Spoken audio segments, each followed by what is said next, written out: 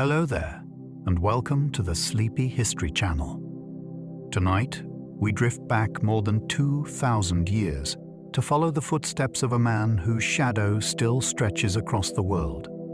His name was Alexander the Great, a king crowned in his youth, a general undefeated in battle, and a figure wrapped in equal parts glory and myth.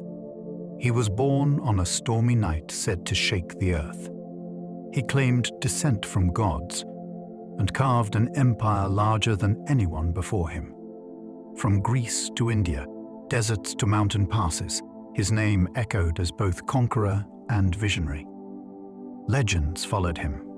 Stories of griffins, oceans, oracles, and lost tombs, blurring the line between history and myth. If you enjoy these journeys, I invite you to like and subscribe, or leave a comment down below. But for now, there's nothing you need to do. Just relax and let the story of Alexander carry you gently toward rest. Let's begin. Alexander was born on a stormy night said to shake the foundations of the world.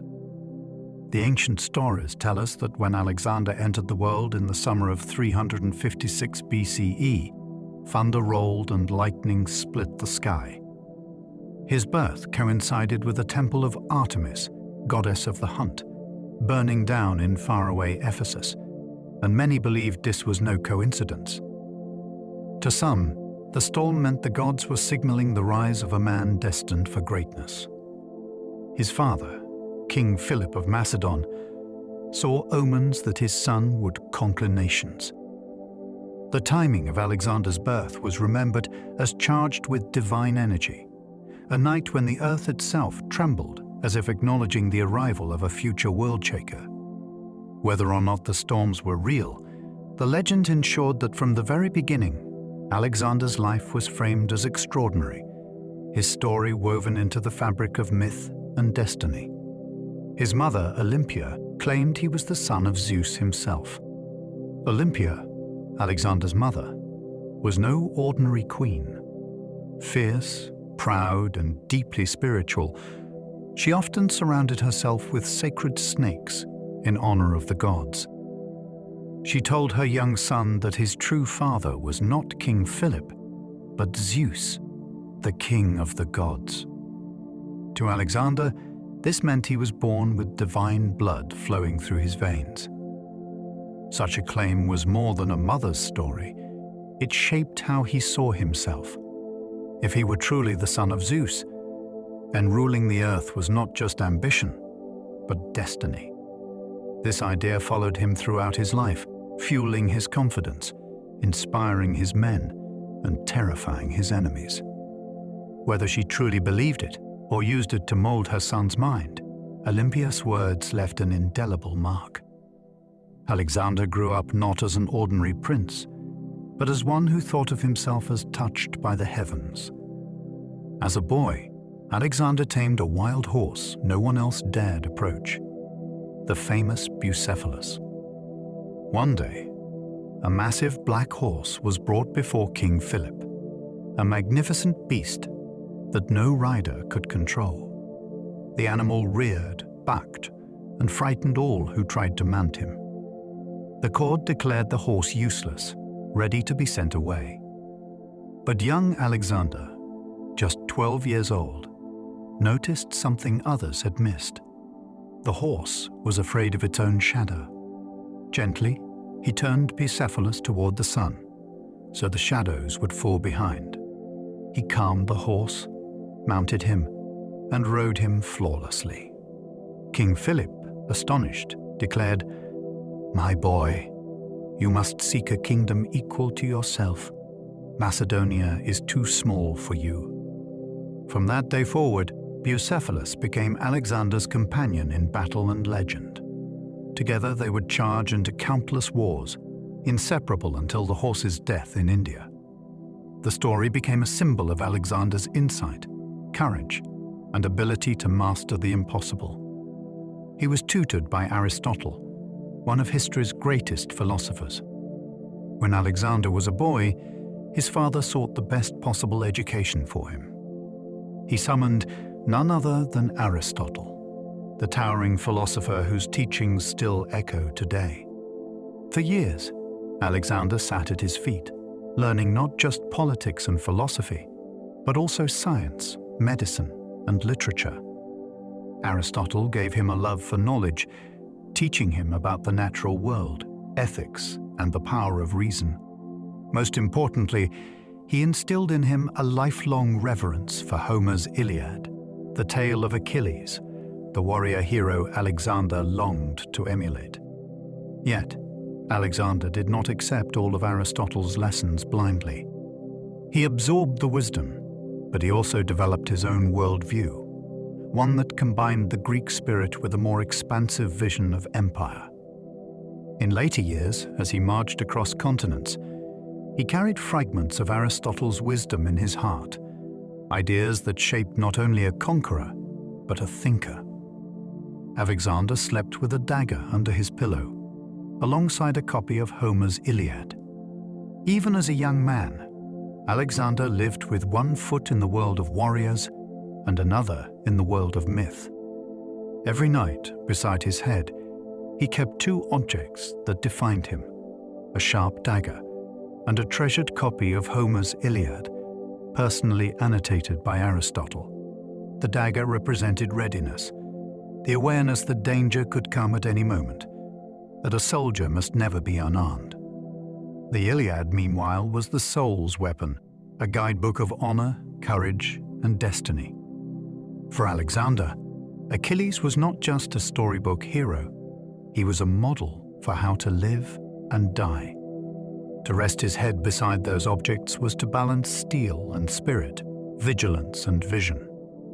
The boy who slept this way grew into a man who believed the sword and the story were equally powerful tools in shaping the world. He believed Achilles was his ancestor and lived to emulate him. From his earliest days, Alexander was told he carried the bloodline of heroes. Through his mother, Olympia, he was said to descend from Achilles, the greatest warrior of Greek legend. This claim was not taken lightly by Alexander. He traveled to Troy, the very site of the Trojan War, and laid a wreath upon Achilles' tomb. Standing there, he swore to live as Achilles had lived, boldly, gloriously, and without fear. He even kept a shield said to be from the ancient battle. To Alexander, Achilles was more than history. He was destiny. In battle, he fought at the front, risking himself first, as Achilles had. He pursued glory that would outlast death. This belief, whether true or not, drove him into feats that defied reason. Achilles' shadow followed him across the known world, and Alexander sought to make his own shadow just as eternal. His best friend and closest companion was Hephaestion, a bond compared to Achilles and Patroclus. Among all his soldiers and companions, one stood closer to Alexander than any other: Hephaestion. They had grown up together, studied together, and shared a friendship so profound that ancient writers compared it to Achilles and Patroclus, a bond immortalized in Homer's Iliad. Hephaestion was not just a general in Alexander's army, he was his confidant, his equal in mind and heart. In council, he was trusted with delicate tasks. In war, he was given command of vital wings of the army. The depth of their relationship inspired whispers even in their own time. But what mattered most was loyalty. When Hephaestion died suddenly, Alexander was inconsolable. He grieved as if half his soul had been torn away. The intensity of that bond, carried across continents, speaks to the humanity of a man often remembered only for conquest. At 16, Alexander was already ruling Macedonia in his father's absence. When King Philip marched away to war, he left the kingdom in the hands of his 16-year-old son. It was no ceremonial title. Alexander was truly in command. Almost immediately, he was tested. A nearby tribe rose in rebellion, assuming a boy could not hold power. But Alexander proved them wrong. He raised an army, marched against the rebels, and crushed them. To mark his victory, he founded his very first city, calling it Alexandropolis, a hint of what was to come. This was not the act of a timid youth, but of a leader ready to shoulder responsibility. For his people, it was a glimpse of their future king's courage. For Alexander himself, it was a taste of command, and the knowledge that he could wield it with precision and success. At 16, his destiny had already begun to unfold. He led his first battle at just 18 years old and won. By the time he was 18, Alexander was not only his father's heir, but also his right hand in battle. At the Battle of Chaeronea in 338 BCE, Philip's army faced the combined forces of Athens and Thebes, powerful Greek city-states. It was Alexander who commanded the cavalry, leading a daring charge that broke through the enemy line. His strike proved decisive, helping secure Macedonian dominance over Greece. Ancient historians tell us that Alexander's bravery astonished even veteran soldiers. The boy prince rode fearlessly, striking at the enemy's heart, proving himself worthy of command. In that moment, he was no longer simply Philip's son, but a warrior in his own right. The victory at Chaeronea was not just a triumph for Macedonia, it was the birth of Alexander's military legend, the first step in an unbroken record of victories that would carry him across continents. When his father Philip was assassinated, Alexander became king at only 20. In 336 BCE, tragedy struck the Macedonian court. King Philip was assassinated at a wedding banquet, cut down by one of his own guards. In the chaos that followed, eyes turned to Alexander, just 20 years old. He seized the throne immediately, moving with swiftness that prevented rivals from rising. But his claim was fragile. Rebellions erupted in Greece, and enemies whispered of Macedonia's weakness under so young a king. Alexander answered with fire and steel. He crushed uprisings, stormed rebellious cities, and reasserted Macedonian dominance. Within months, his rule was secure.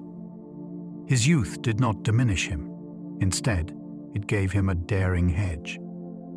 As an age when most men were only beginning their lives, Alexander was already a king, hardened by war, sharpened by ambition, and ready to begin the campaigns that would make his name immortal.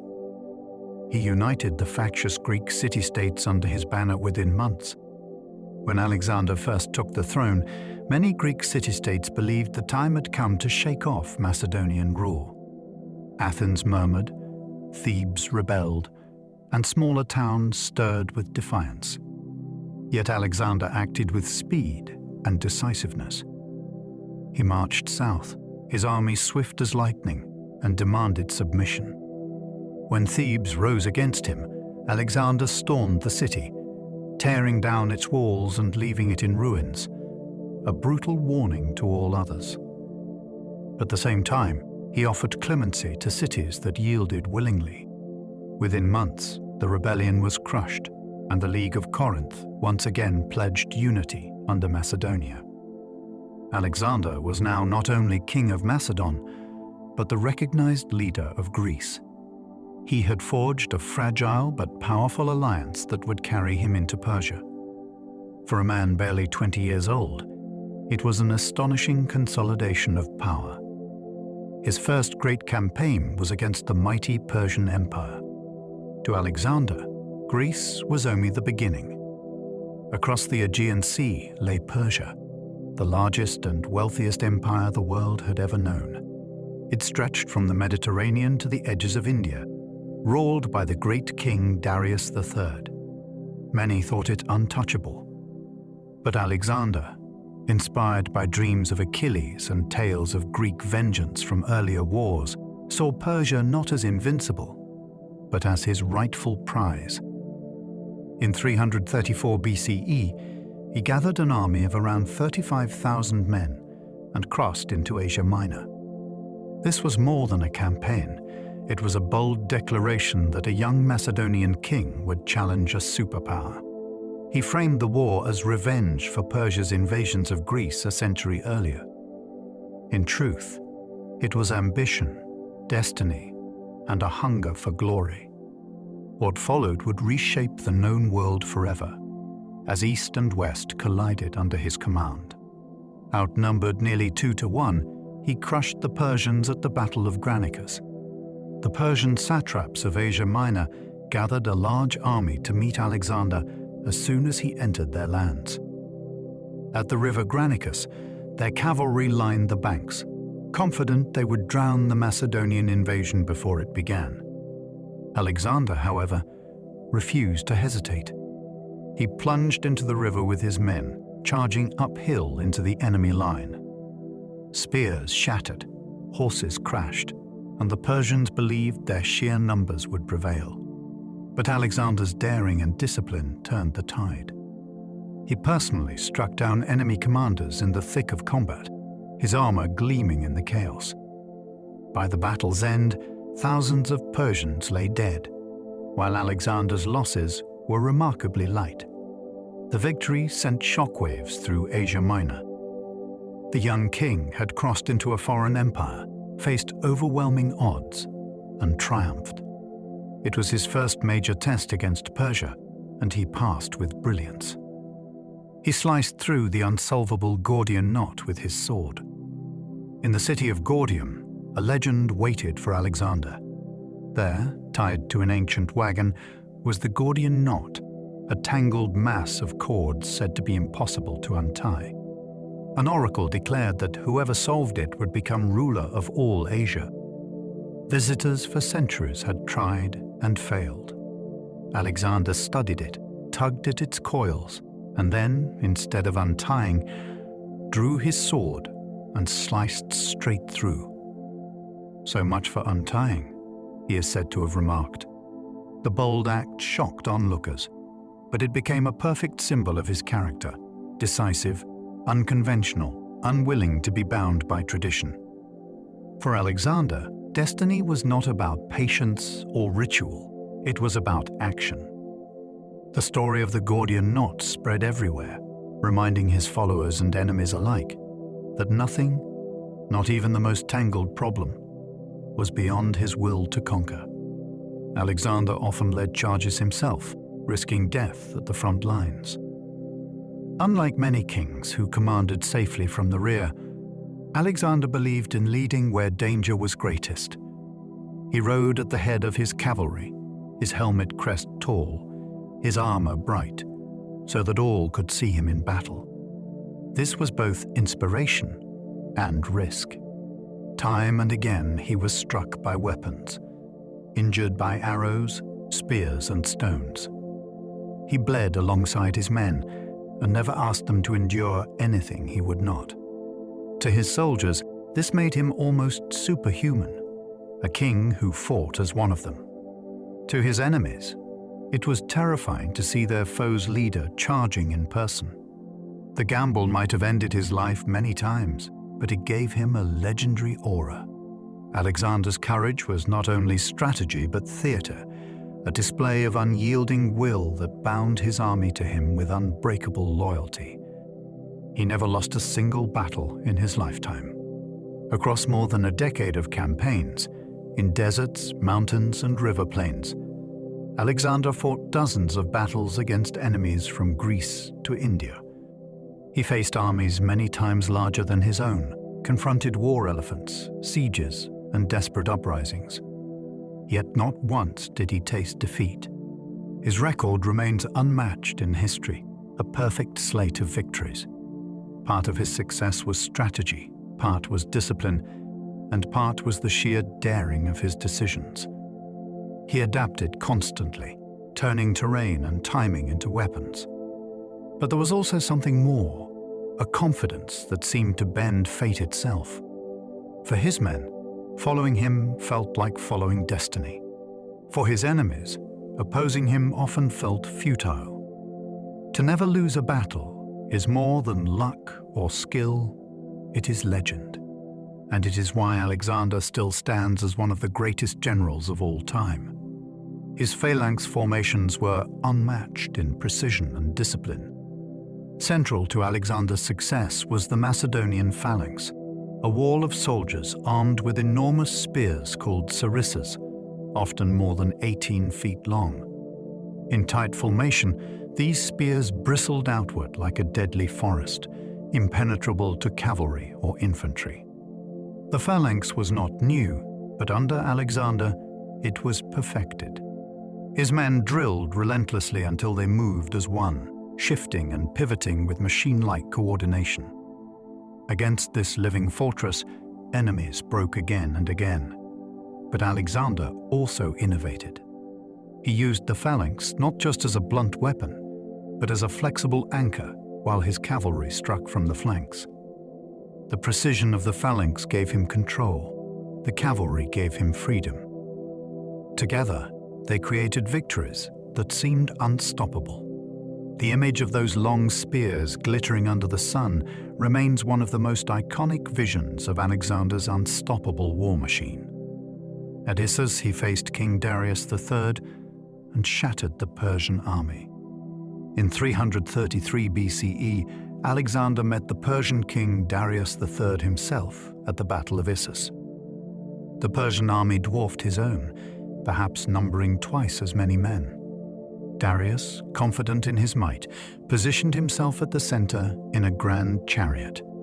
Yet Alexander's strategy unraveled the Persian line. With a sudden strike, he led his cavalry directly toward Darius. Panic spread through the Persian ranks as the young Macedonian king carved through the enemy center. Darius, seeing the danger, fled the field in haste, abandoning his army. The retreat turned into a rout, with Persians cut down as they ran. The victory was monumental. Alexander had not only won a great battle, but humiliated the Persian king personally.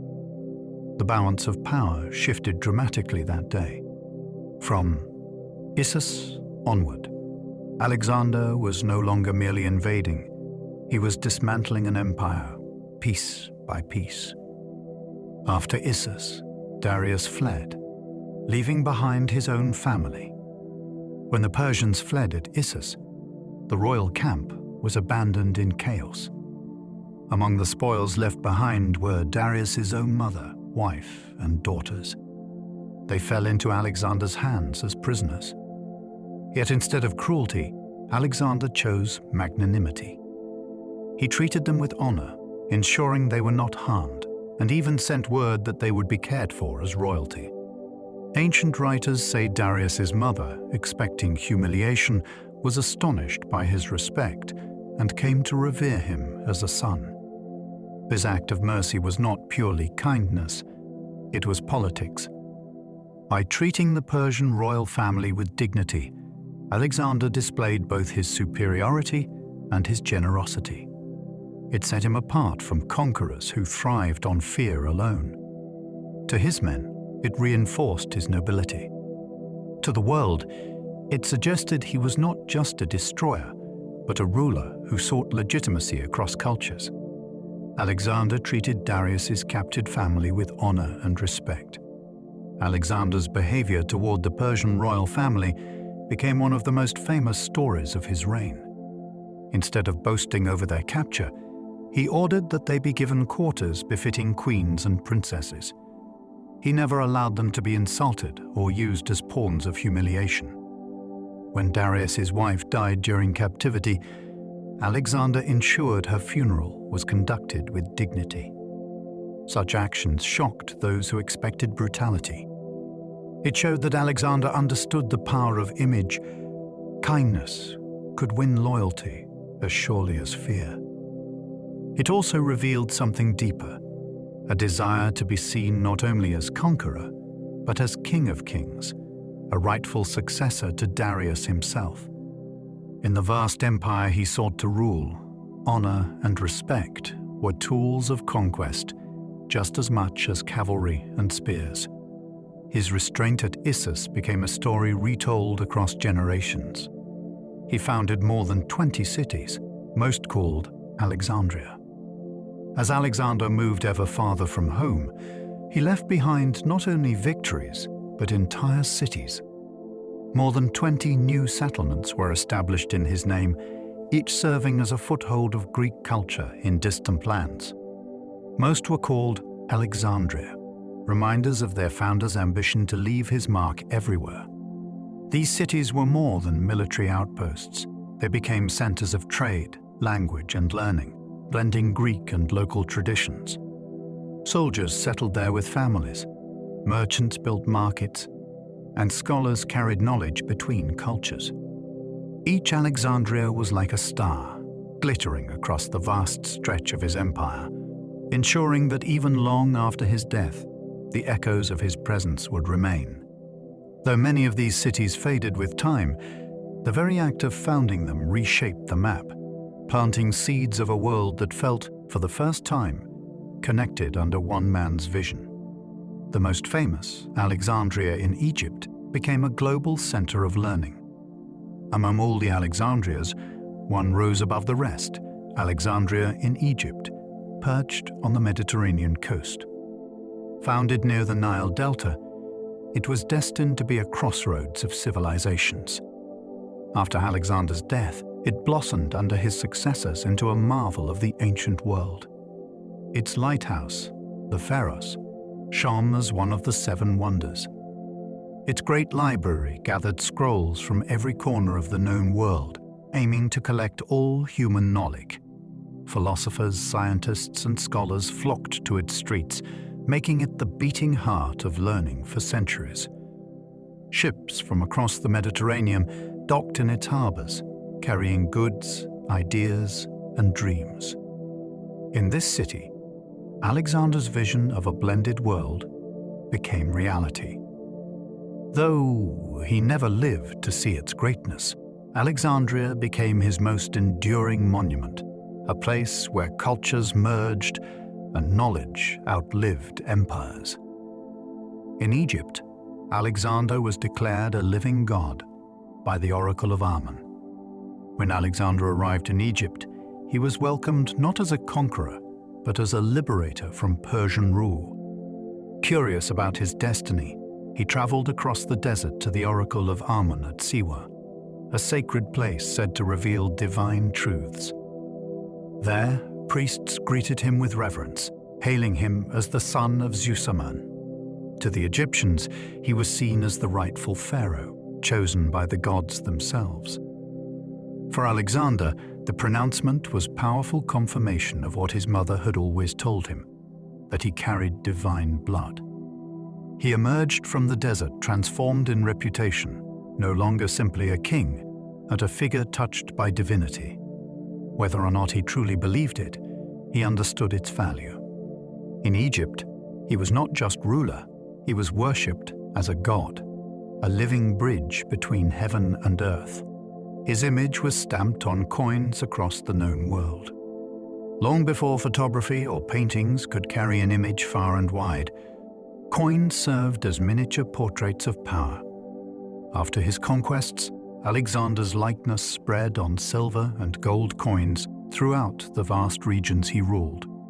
His profile, youthful and striking, often bore the horns of Zeusaman, linking him with divine ancestry. These coins circulated from Greece to India, from Egypt to Persia, passing through the hands of merchants, soldiers, and common people. In this way, his face became familiar even in places he had never set foot. More than currency, the coins were messages, reminders of his authority, his divinity, and the reach of his empire. They made Alexander not just a distant ruler, but a constant presence in daily life. Centuries later, his image still influenced how kings and emperors chose to present themselves to the world. Alexander built an empire stretching from Greece to India. In less than a decade, Alexander carved out an empire that dwarfed anything the world had seen before. Starting from a small kingdom in northern Greece, he marched eastward in an unbroken string of victories, toppling the Persian Empire and pushing into lands that had barely heard of the Greeks.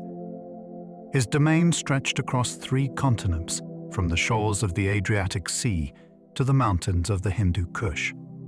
It encompassed deserts, river valleys, and cities ancient long before his birth. This vastness was almost incomprehensible to his contemporaries. Never before had one man held sway over so many lands and peoples. His empire was not built slowly over centuries, but in a dazzling burst of energy, as if the world itself bent before his will.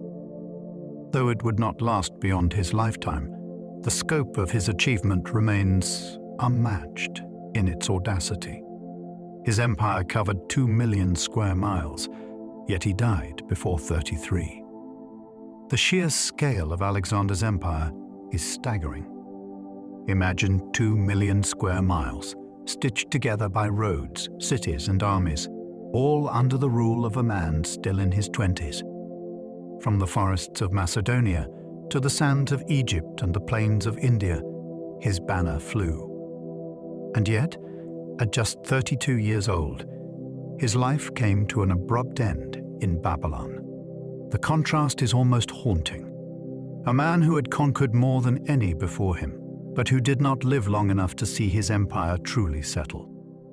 His youth magnifies his legend. What more could he have done had he lived even another decade? Would the Mediterranean and India have been only the beginning?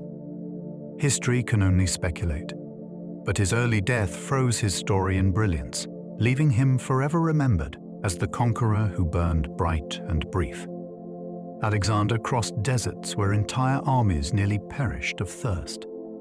Not every campaign was filled with the glory of victory. Some of Alexander's marches were ordeals of survival. When he crossed the Gedrosian Desert, a vast, scorching stretch of sand in what is now Iran and Pakistan, his army nearly perished. Water was scarce, the sun merciless, and men collapsed in droves. Horses and camels fell where they stood. Supplies dwindled, and the desert seemed endless. Alexander himself suffered alongside his troops, refusing special treatment, walking on foot when others staggered. Many wondered why he chose such a perilous route, but perhaps it was part of his restless nature, always seeking to achieve the impossible, to prove himself stronger than nature itself. The march through the desert left his army scarred but loyal, bound together by the shared memory of hardships survived under the unrelenting sun. His soldiers once drank muddy water scooped from horse prints. The thirst of Alexander's campaigns was legendary. During one desert march, water grew so scarce that soldiers resorted to scooping muddy droplets from the footprints of animals. What little they collected was brought in a helmet and offered to Alexander himself.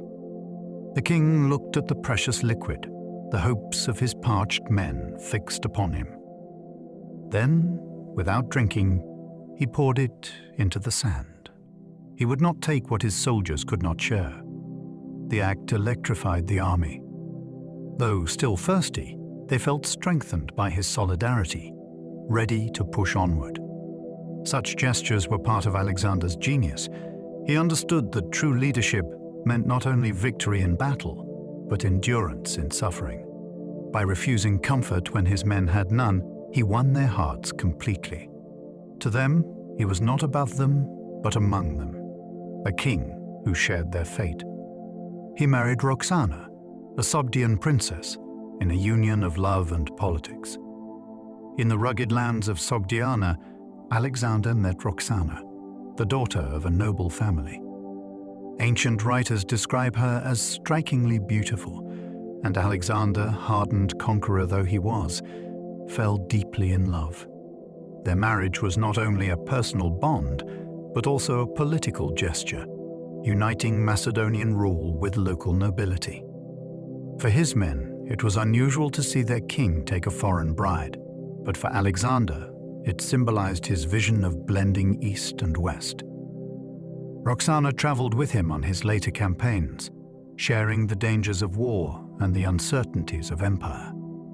After his death, she bore his only legitimate heir, Alexander IV. Her story is one of both romance and tragedy. for she lived in the dangerous shadow of his legacy. But in their brief time together, Roxana was the queen who captured the heart of the world's greatest conqueror. He later married two Persian princesses to cement alliances.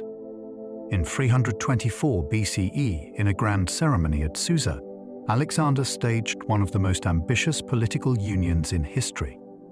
He married two Persian princesses, Statere, the daughter of King Darius III, and Parysatis, the daughter of Artaxerxes III. At the same time, he encouraged his leading generals and thousands of his soldiers to wed Persian women, binding the two cultures through family. This mass wedding was a symbolic gesture of unity, showing that his empire was not merely one of conquest, but of fusion. To his Macedonian officers, the gesture was controversial, even unsettling. But Alexander believed that only by joining Greek and Persian bloodlines could his dream of a single, universal empire take root. Though the unions did not all last, the spectacle revealed his vision, a ruler not just of Greece, not just of Persia, but of the world itself. Alexander encouraged his men to marry local women, merging cultures. Alexander was not only a conqueror, but a dreamer of unity. As his armies marched deeper into Asia, he urged his men to take wives from among the local women. He believed that marriages would knit together Greek and foreign cultures, creating families that were both Macedonian and Persian, both soldier and native. Some of his generals resisted, clinging to traditions of home, but many followed his example, forming bonds across cultures. These unions produced children who embodied the blending Alexander envisioned, carrying both Greek and Eastern blood. To Alexander, this was more than romance. It was strategy, a way to bind conquered peoples with ties of loyalty and kinship. His encouragement of such marriages marked one of the earliest attempts to fuse East and West, not only through armies and cities, but through the fabric of family itself. He adopted Persian dress and customs, shocking his Macedonian officers. To many of Alexander's soldiers, their king was the living symbol of Greece and Macedonia.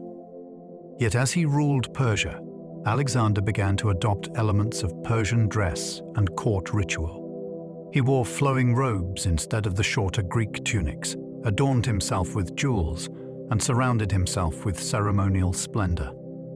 To Persians, this made him seem familiar, a rightful king in their style. To Macedonians, it was troubling. Some whispered that he was abandoning his heritage, becoming too much like the foreigners they had fought to defeat. The tension grew sharper when Alexander demanded gestures of Persian court etiquette, such as prostration before the king. Many of his officers bristled. Yet Alexander pressed forward, seeking to merge not just territories, but traditions. His willingness to step into another culture's clothing symbolized his larger vision, a ruler of all people, not just one nation. Alexander named a city after his beloved horse, Bucephalus. Among all of Alexander's companions, none was more loyal than his horse, Bucephalus. This great stallion had carried him into countless battles, charging fearlessly into rivers of spears and storms of arrows. When Bucephalus finally died in India after years of service, Alexander's grief was profound. To honor his faithful companion, he founded a city near the site, naming it Bucephala. It was a rare tribute, for while kings often named cities after themselves, few immortalized their animals. The city stood as a reminder not only of conquest but of friendship, a recognition that even the greatest of men relied on the courage of others, whether human or beast. Bucephalus had been more than a horse. He had been a symbol of Alexander's destiny from boyhood to manhood. The city was his monument, a living memory carved onto the map of history. He personally buried Bucephalus with full honors after the horse died in India. When Bucephalus breathed his last, worn from age and battle, Alexander did not simply leave him to rest unmarked. He organized a full burial, treating the horse as if he were a fallen comrade. Ancient sources say the king wept openly, mourning not only the loss of an animal, but of a partner who had shared every campaign from Europe to Asia. Soldiers too grieved, for they had seen the bond between man and horse, a bond that embodied loyalty and courage. To bury Bucephalus with honors was to recognize that greatness is not achieved alone, but in companionship. The burial reflected Alexander's deep humanity, even amid his vast ambition. For him, Bucephalus had been part of his soul, a living reminder of the day when a boy tamed a wild horse and proved to the world that he was destined for more. In India, he faced war elephants for the first time. For Alexander's men, hardened veterans of years of conquest, few things could stir fear.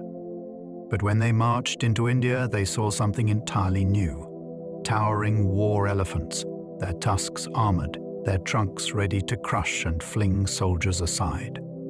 To the Macedonians, these beasts seemed almost supernatural, monstrous living fortresses. They had never fought such creatures before, and dread rippled through the ranks. Alexander, however, saw the challenge as another opportunity for glory. He studied the elephants carefully, devising ways to outmaneuver them. Their size, though terrifying, made them vulnerable to disciplined tactics. This was the first encounter between European armies and Indian war elephants, and it marked a moment when two worlds collided. The sight of elephants looming across the battlefield became etched in legend, proof of how far Alexander had carried his men from the familiar landscapes of Greece.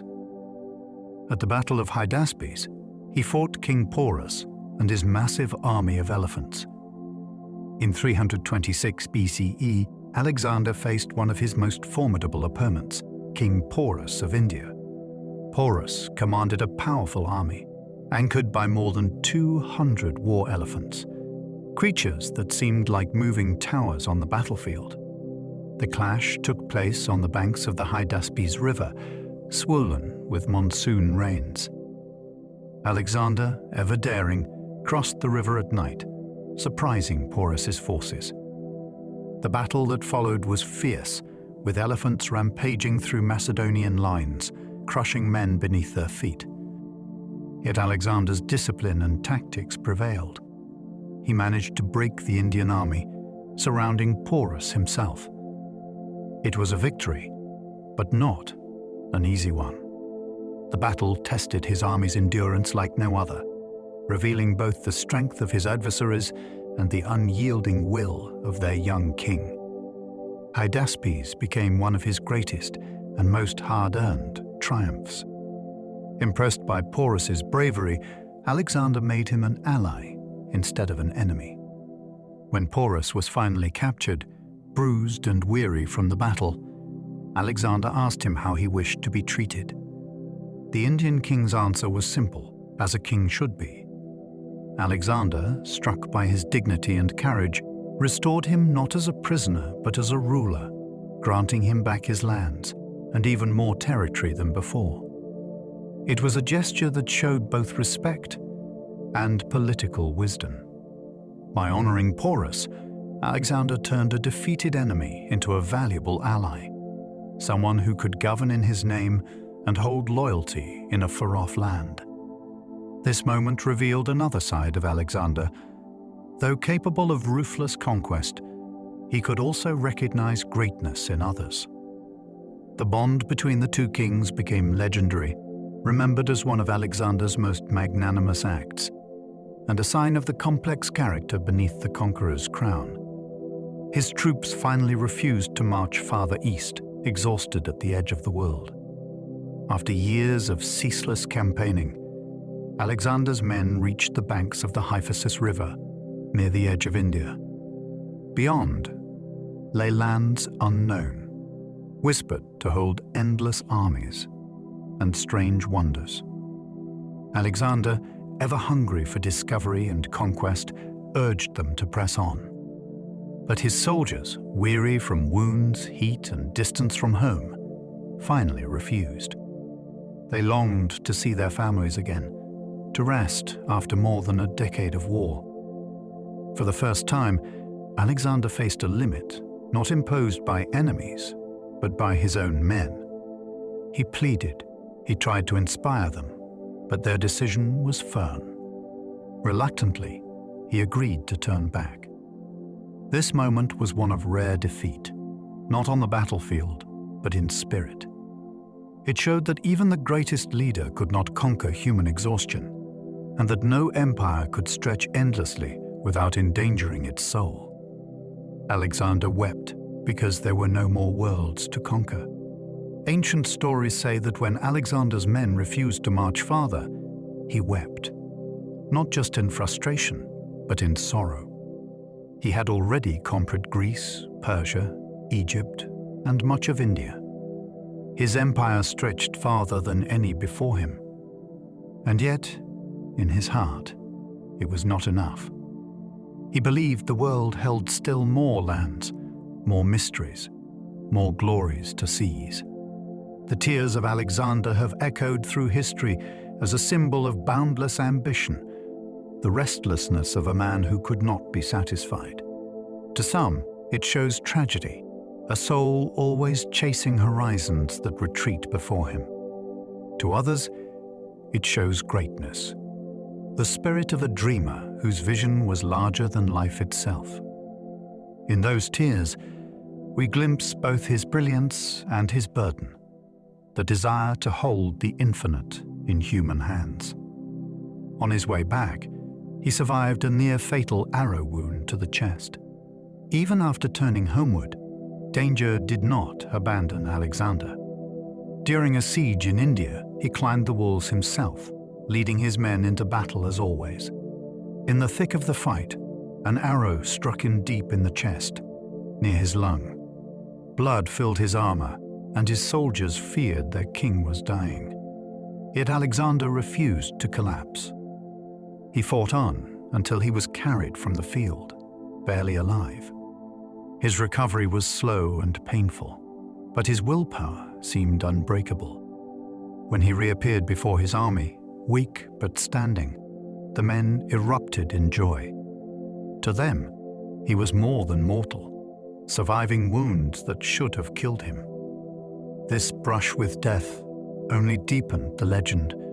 Alexander the Great, the man who defied not only armies, but fate itself, pressing forward even when the gods seemed determined to strike him down.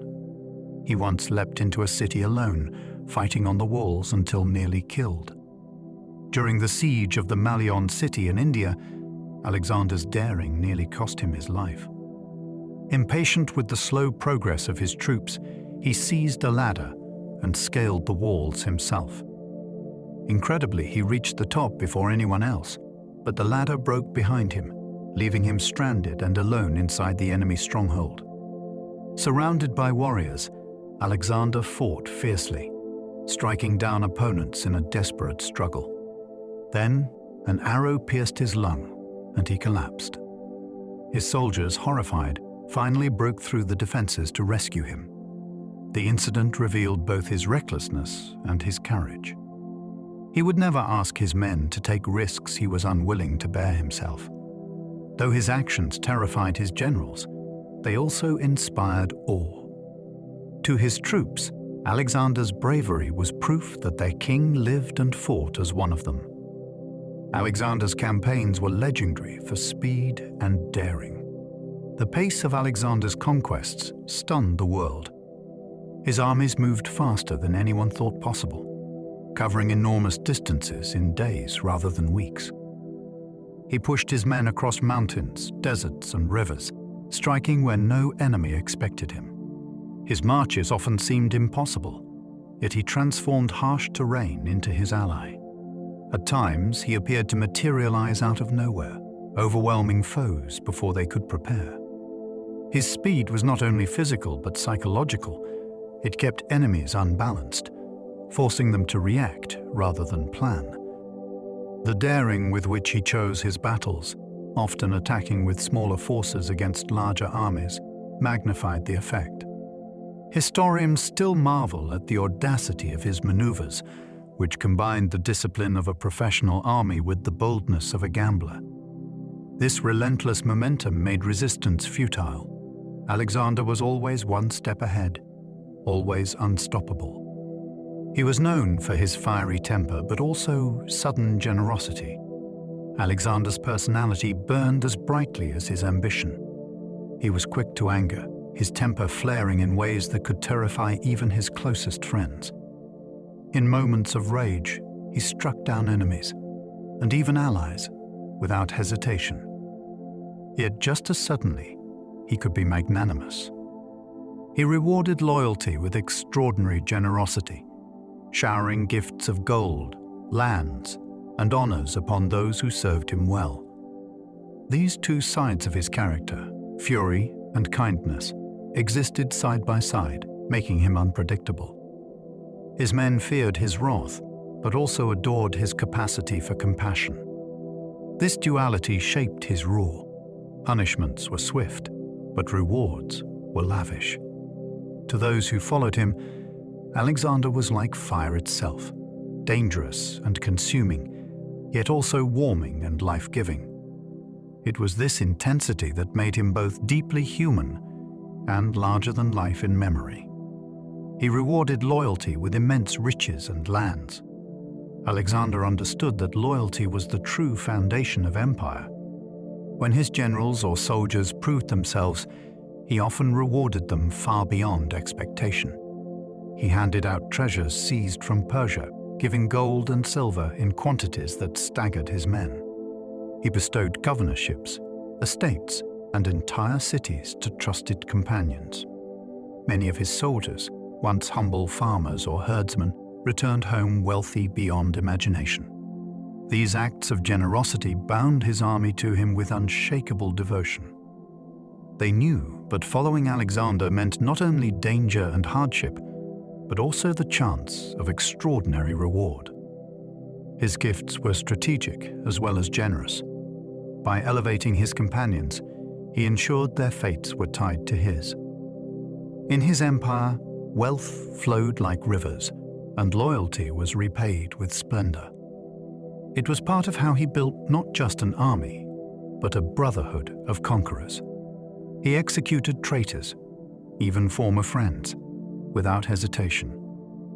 For all his generosity, Alexander could be merciless when faced with betrayal. Friends, officers, even childhood companions, none were spared if they turned against him.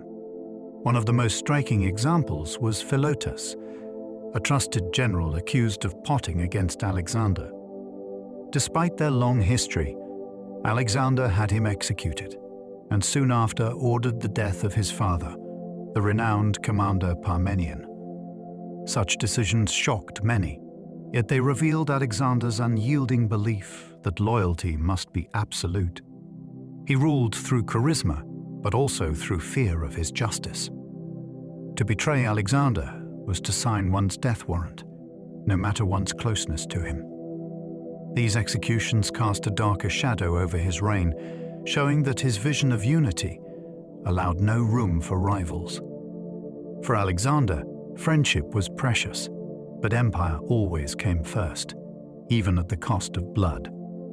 Alexander spread Greek language and culture everywhere he went. Wherever Alexander's armies marched, Greek words, ideas, and traditions followed. His soldiers and settlers carried with them their language, their gods, and their customs. In cities founded by his command, Greek theaters were built, Greek markets bustled, and Greek schools taught new generations. Yet this was not a one-way exchange. As Greeks settled across Asia, they absorbed local influences, creating a fusion of traditions.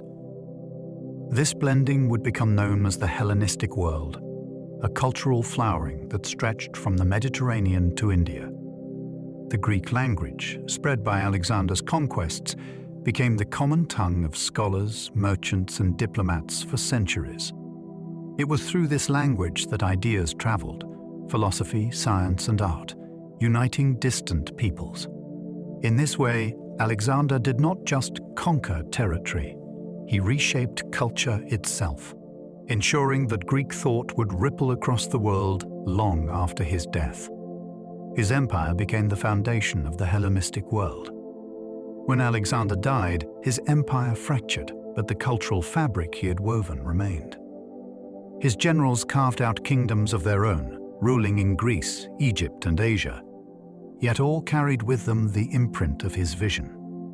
Greek became the language of courts and commerce, while local traditions merged with Hellenic ones to create something new, the Hellenistic world.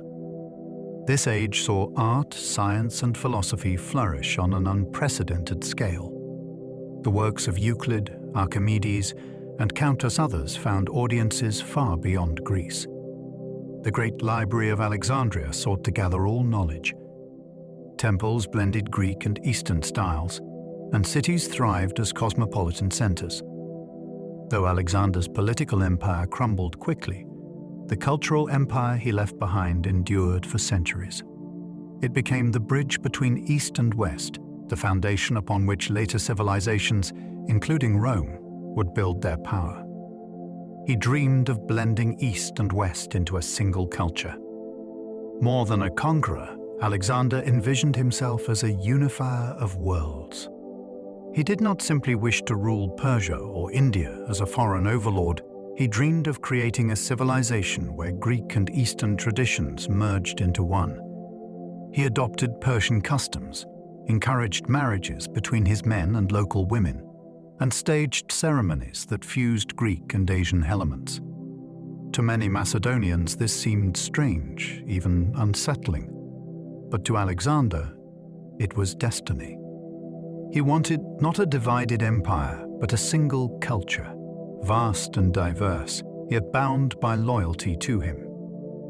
His dream was revolutionary for its time, an attempt to see beyond the borders of nation and tribe, to imagine humanity itself as one people. Though it would falter after his death, his vision planted seeds that reshaped the ancient world in ways that endure in memory even now. Alexander staged massive multicultural weddings in Susa, thousands of couples at once. In 324 BCE, in the Persian city of Susa, Alexander organized one of history's most extraordinary ceremonies. In a single event, thousands of Macedonian soldiers were married to Persian women, a grand display of cultural fusion. Alexander himself married 2 Persian princesses, while his generals also took noble brides.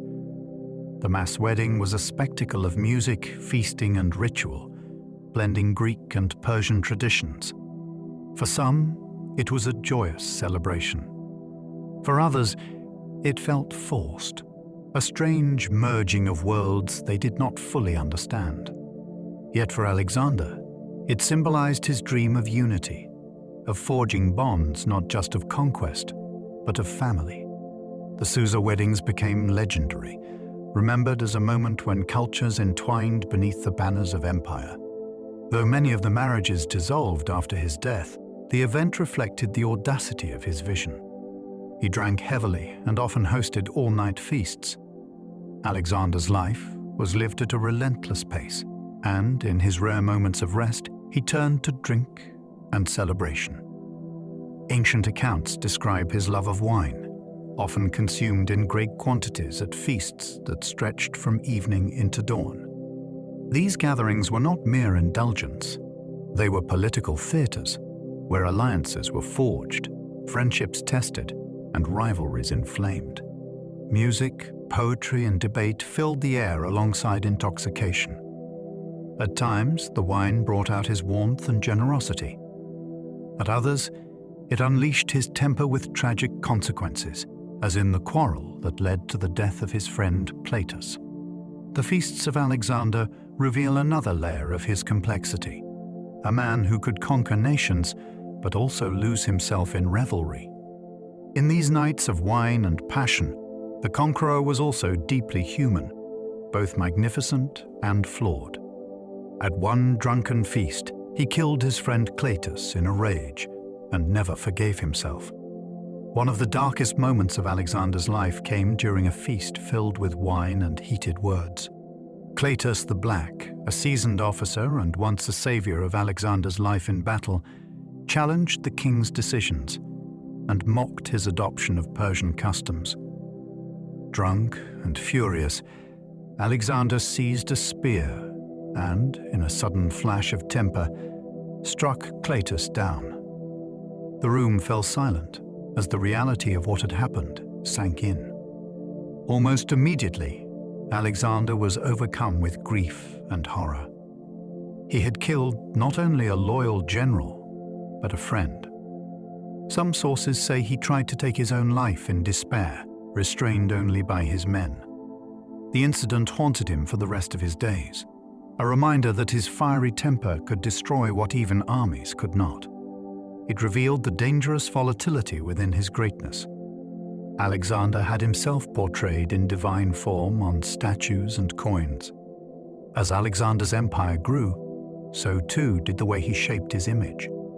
Statues and coins depicted him not merely as a king, but as something more, a figure with divine features.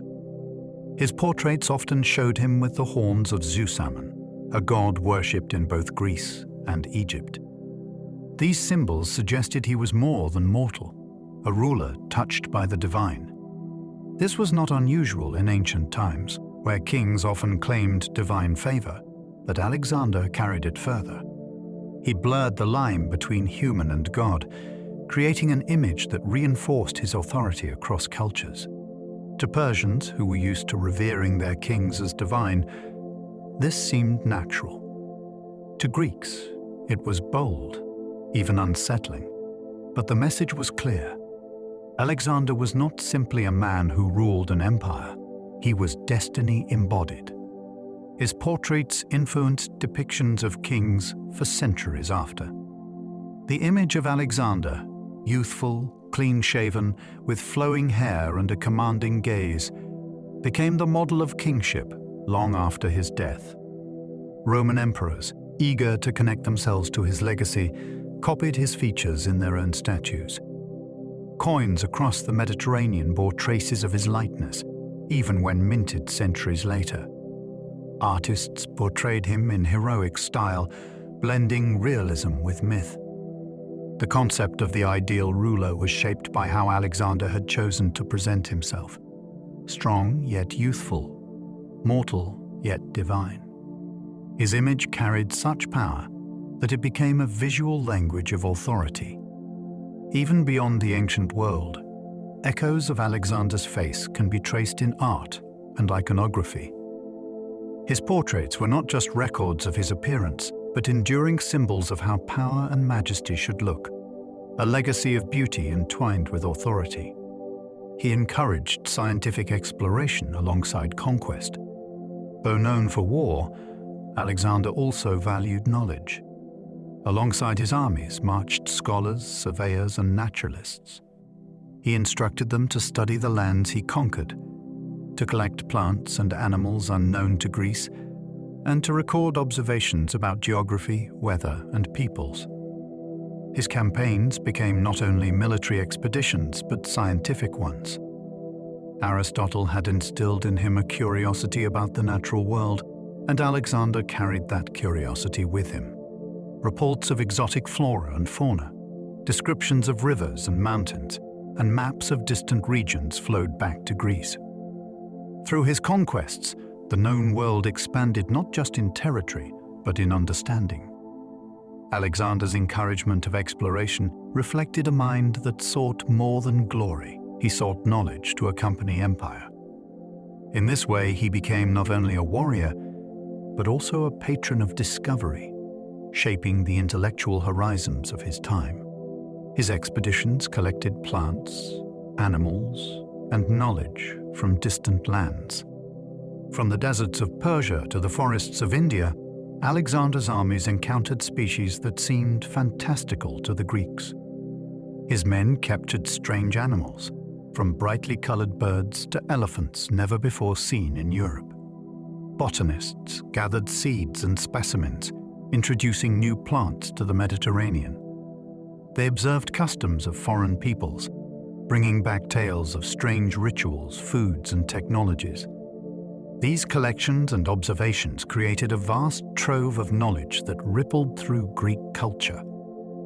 For Aristotle and other scholars, the materials became a foundation for study. For ordinary people, they widened the sense of how enormous and diverse the world truly was. In this way, Alexander's conquests were not only about expanding borders, but also about expanding imagination. His expeditions enriched the sciences and planted the seeds of future discoveries that would echo for generations. He inspired legends of the Alexander Romance, a mix of history and myth. Long after his death, Alexander's story was retold in a sprawling body of literature known as the Alexander Romance. These tales mixed fact and fantasy until the line between history and legend vanished.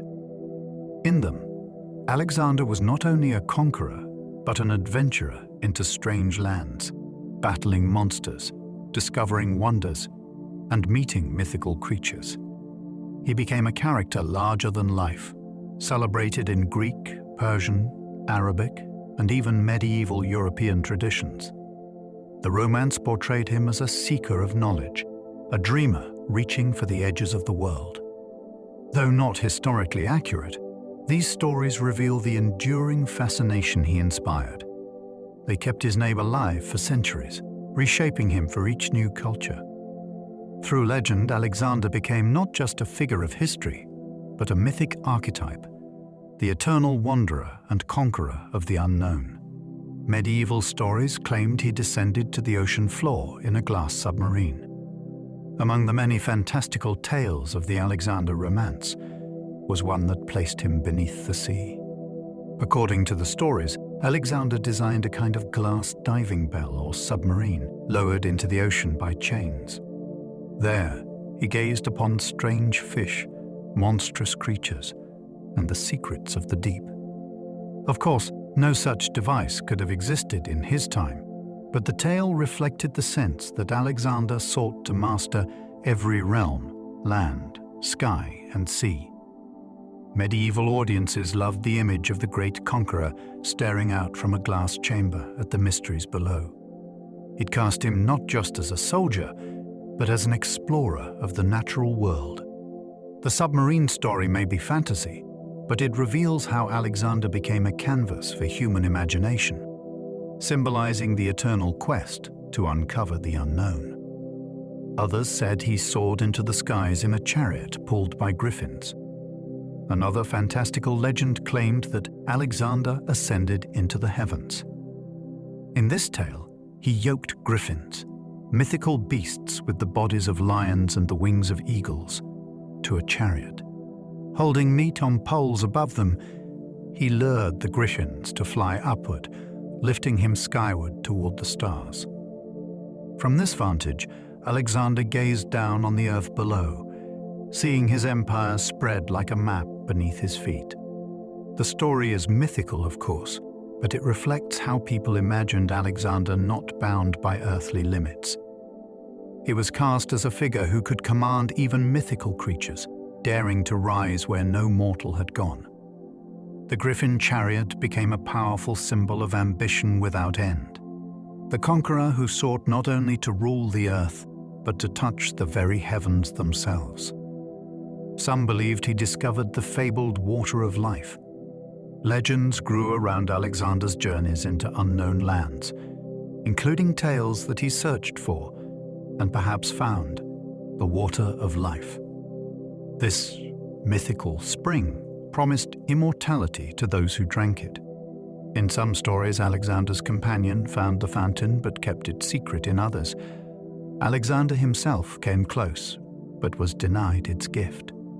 The water of life symbolized humanity's deepest desire, to defy death and live forever. But such a tale was attached to Alexander shows how people viewed him, as a man who might have achieved even the impossible. Though he died young, his legend achieved what the fountain promised, a kind of immortality in memory. The myth of the water of life reveals how Alexander became more than history, transformed into a figure who walked the line between mortal ambition and divine eternity. In Islamic tradition, he was remembered as Dhul-Qarnayn, the two-horned one. In later centuries, Alexander entered Islamic tradition under the name Dhul-Qarnayn, meaning the two-horned one. The title may have come from coins showing him with the ram's horns of Zeusaman, symbols of divine power. In the Quran, Dhul-Qarnayn is described as a righteous ruler who traveled to the ends of the earth, building a mighty wall to hold back the forces of chaos. Though interpretations vary, many medieval scholars identified this figure with Alexander. In this way, his legend stretched across cultures and religions, woven into sacred texts as well as secular history. The two-horned one became a symbol of divine kingship, of a ruler whose journeys touched both earthly and cosmic realms. Alexander's memory, reshaped through faith and story, became part of spiritual imagination, not just a conqueror, but a figure of moral and mystical significance. Alexander minted coins showing himself with ram's horns, symbol of divine power. As his empire grew, Alexander shaped how he wished the world to see him. On many of his coins, his portrait appeared with the curling horns of Zeusaman, a fusion of Greek and Egyptian divinity. The horns were not just decoration, they symbolized his claim to be the son of Zeus, a living link between mortal and God. Each coin that passed through the hands of traders, soldiers, and citizens carried this message. His face, youthful and serene, paired with divine horns, told a silent story of authority and destiny. For Greeks, it was bold, even unsettling. For Persians and Egyptians, who were accustomed to divine rulers, it felt natural. The coins became both currency and propaganda, reinforcing his image not just as a conqueror, but as one whose rule was ordained by heaven itself. Through metal and symbol, Alexander became eternal. His body was preserved in honey after death. When Alexander died suddenly in Babylon, his generals faced an urgent problem: how to preserve his body for the long journey back to Macedonia.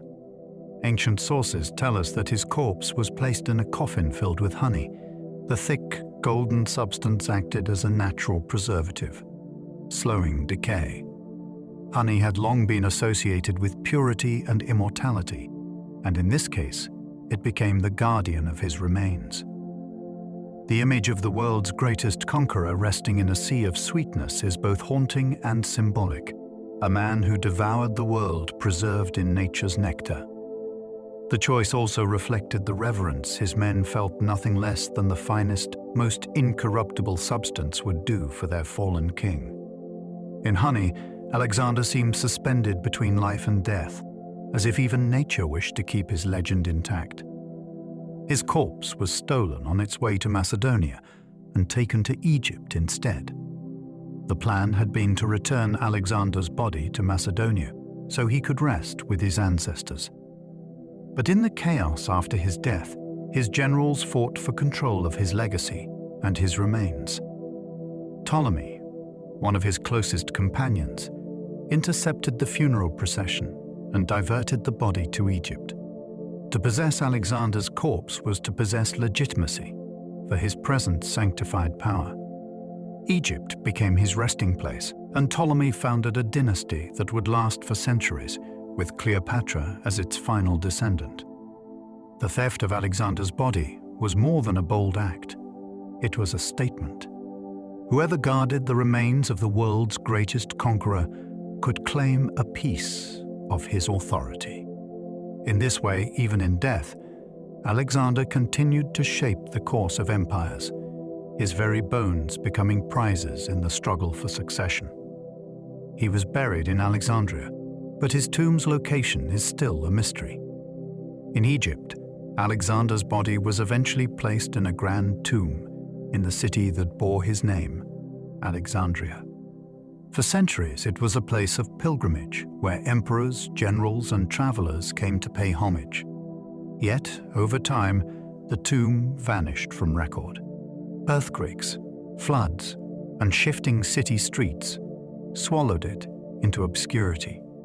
Today, despite centuries of searching, no one knows exactly where Alexander's body lies. Archaeologists have scoured Alexandria, proposing sites beneath mosques, cathedrals, and buried ruins, but the truth remains elusive. The missing tomb is one of history's greatest mysteries, the final resting place of the man who conquered the world, lost beneath the sands of time. Its disappearance adds to his legend. Even in death, Alexander defies discovery, his grave hidden as if the earth itself guards his eternal secret. Roman emperors made pilgrimages to see his tomb, including Julius Caesar. Long after Alexander's death, his tomb in Alexandria became a sacred destination. Julius Caesar, upon arriving in Egypt, sought out the burial place of the man he considered the greatest of conquerors. Standing before Alexander's body, Caesar is said to have wept, lamenting that by his own age, he had accomplished so little in comparison. The tomb became more than a monument. It was a mirror in which later rulers measured themselves. To stand before Alexander was to feel the weight of destiny, to see the ultimate example of human ambition. For the Romans, who admired Greek culture and conquest, Alexander was both inspiration and challenge. His tomb reminded them that glory could be won, but also that it demanded everything. Pilgrimages by Caesar and others ensured that Alexander's presence shaped empires long after his own had fallen. Augustus Caesar supposedly placed a crown upon Alexander's body. When Augustus, the first Roman emperor, came to Alexandria, he too visited Alexander's tomb. According to legend, he placed a golden crown upon the embalmed body, honoring him as a king among kings. This act was both reverence and symbolism. By crowning Alexander, Augustus aligned himself with the legacy of conquest and greatness, suggesting continuity between the Macedonians' achievements and his own. Yet, when asked if he wished to see the mummified Ptolemies, the rulers who succeeded Alexander in Egypt, Augustus refused. Only Alexander mattered. The story shows how Alexander's aura eclipsed all others, even centuries later. For Augustus, to touch Alexander was to touch history itself, to stand in the presence of the man who set the standard for all who came after. The crown symbolized recognition.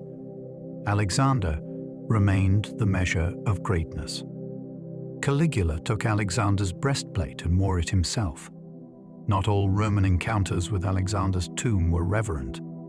The Emperor Caligula, infamous for his extravagance, visited the tomb and stripped it of treasures. Among the relics, he took Alexander's breastplate, armor that had once gone into battle with the great conqueror, and wore it himself. To Caligula, it was a way of cloaking himself in borrowed glory, wrapping his fragile authority in Alexander's aura. But the act shocked many. What had been a sacred relic became a costume, an object of vanity.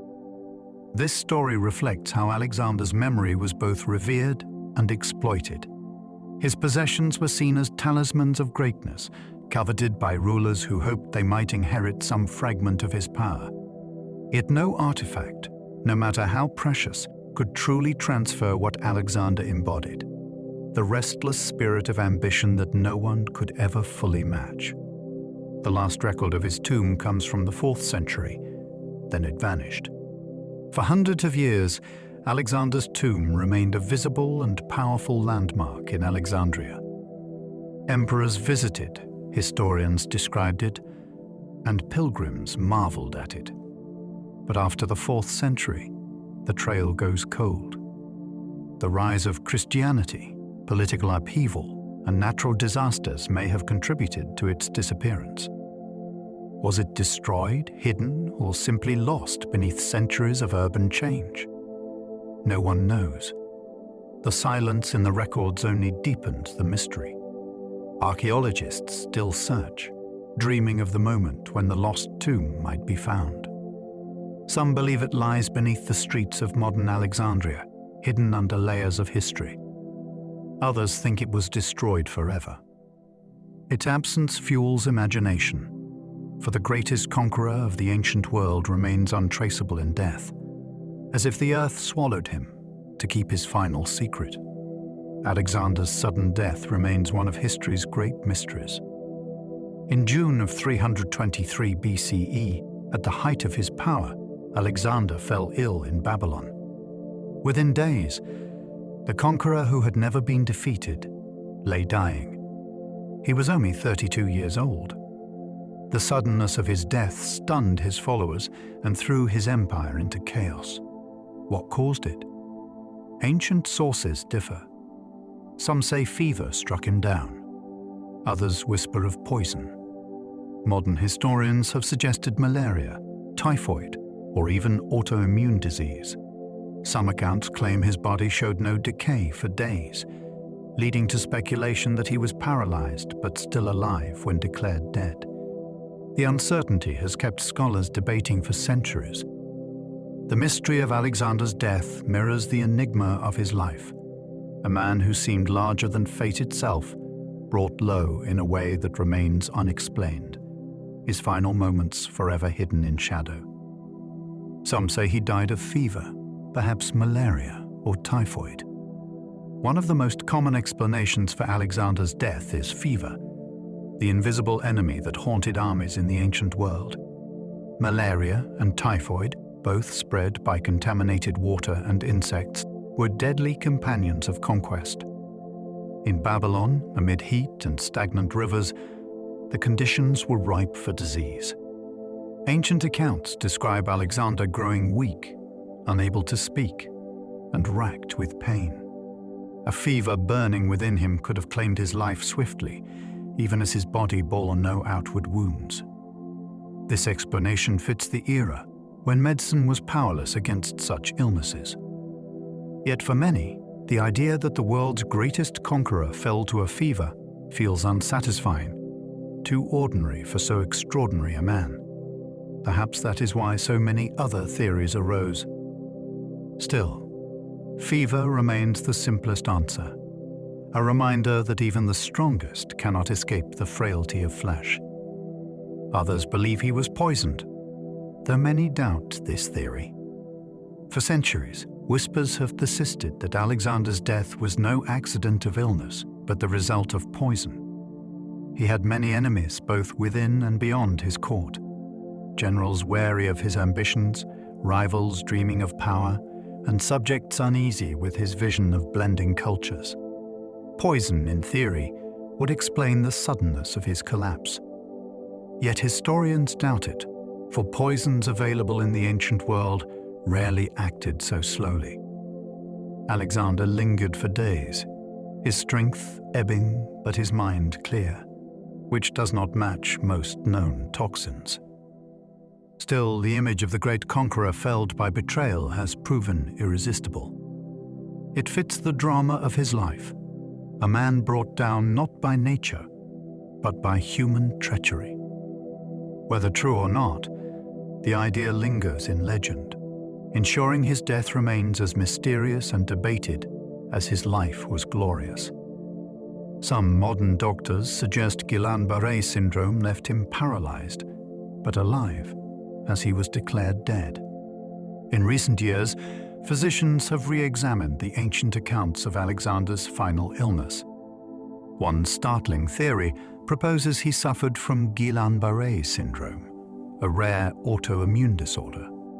In this condition, the body's immune system attacks the nerves, leading to paralysis while leaving the mind alert. If true, Alexander may have been trapped in his own body, unable to move or speak, yet fully conscious as doctors and soldiers believed him dead. The chilling detail that his corpse showed no decay for days may reflect the fact that he was not truly dead at all. If so, the world's greatest conqueror may have been buried alive, aware yet powerless. It is a haunting possibility, one that transforms his end from mystery into tragedy. Whether accurate or not, it shows how modern science continues to probe the secrets of his final days. Legends say his body showed no decay for days after death. Ancient sources marvel that Alexander's corpse remained fresh and unspoiled for many days after his death, as if death itself hesitated to touch him. Some saw this as proof of his divinity, that the son of Zeus was incorruptible. Others took it as a sign that he had not died naturally, but through divine will. Skeptics wonder if embalming or honey preservation delayed decay. Yet the image lingered powerfully in memory. The body of Alexander lying still, serene, and uncorrupted, while the empire around him fractured. To his soldiers, it was a comfort. Their king looked eternal, even as grief consumed them. To later storytellers, it became part of the myth, proof that Alexander was more than mortal. In death, as in life, he seemed to stand apart from ordinary men, untouched by time, as if destined for legend. His generals divided his empire in the bloody wars of the successors. When Alexander died without a clear heir, his empire became prey to ambition. His generals, men who had marched beside him for years, turned on one another in a struggle for supremacy. The wars of the successors erupted, pitting one's loyal companions against each other in a series of bloody conflicts. Each sought to carve out a kingdom from Alexander's vast domains. Greece, Egypt, Asia, and beyond became battlegrounds for the inheritance of empire. The dream of unity shattered into fragments, each piece ruled by a warlord who claimed Alexander's mantle. The wars dragged on for decades, reshaping the ancient world in violence and rivalry. What Alexander had built in a single lifetime unraveled swiftly, showing how fragile even the greatest conquests can be. His death left not a dynasty, but a battlefield, a legacy soaked in the blood of his successors. No single ruler could hold together what Alexander created. The sheer size and diversity of Alexander's empire made it nearly impossible to govern as one. It stretched across deserts, mountains, rivers, and cultures so different that even Alexander's charisma had strained to keep them united. After his death, no successor could inspire the same loyalty or command the same authority. Each general claimed legitimacy, but none could match his vision or energy. The empire splintered into smaller kingdoms: the Seleucids in Asia, the Ptolemies in Egypt, the Antigonids in Macedonia. Though powerful, they were but fragments of what Alexander had envisioned. His dream of one world, ruled as a single cultural and political unit, dissolved almost instantly. It revealed that his empire was less a stable system than a reflection of his personal genius. Without him, the bonds loosened, and the great mosaic of lands he conquered fell apart. His empire fractured, but Greek culture spread across Asia and Egypt. Though Alexander's political empire did not survive him, the cultural legacy he planted endured. Greek became the language of courts, and learning from the Nile to the Indus. Temples, theaters, and marketplaces bore the stamp of Hellenic influence. Local traditions mixed with Greek ideas, creating hybrid cultures rich in art, science, and philosophy. In Egypt, the Ptolemaic dynasty built magnificent cities where Greek and Egyptian customs intertwined. In Asia, Greek coins, statues, and architecture flourished alongside Persian traditions. This cultural diffusion, sparked by Alexander's conquests, reshaped the ancient world for centuries. Even as his generals fought bitter wars, the blending of East and West continued quietly, transforming daily life and intellectual horizons.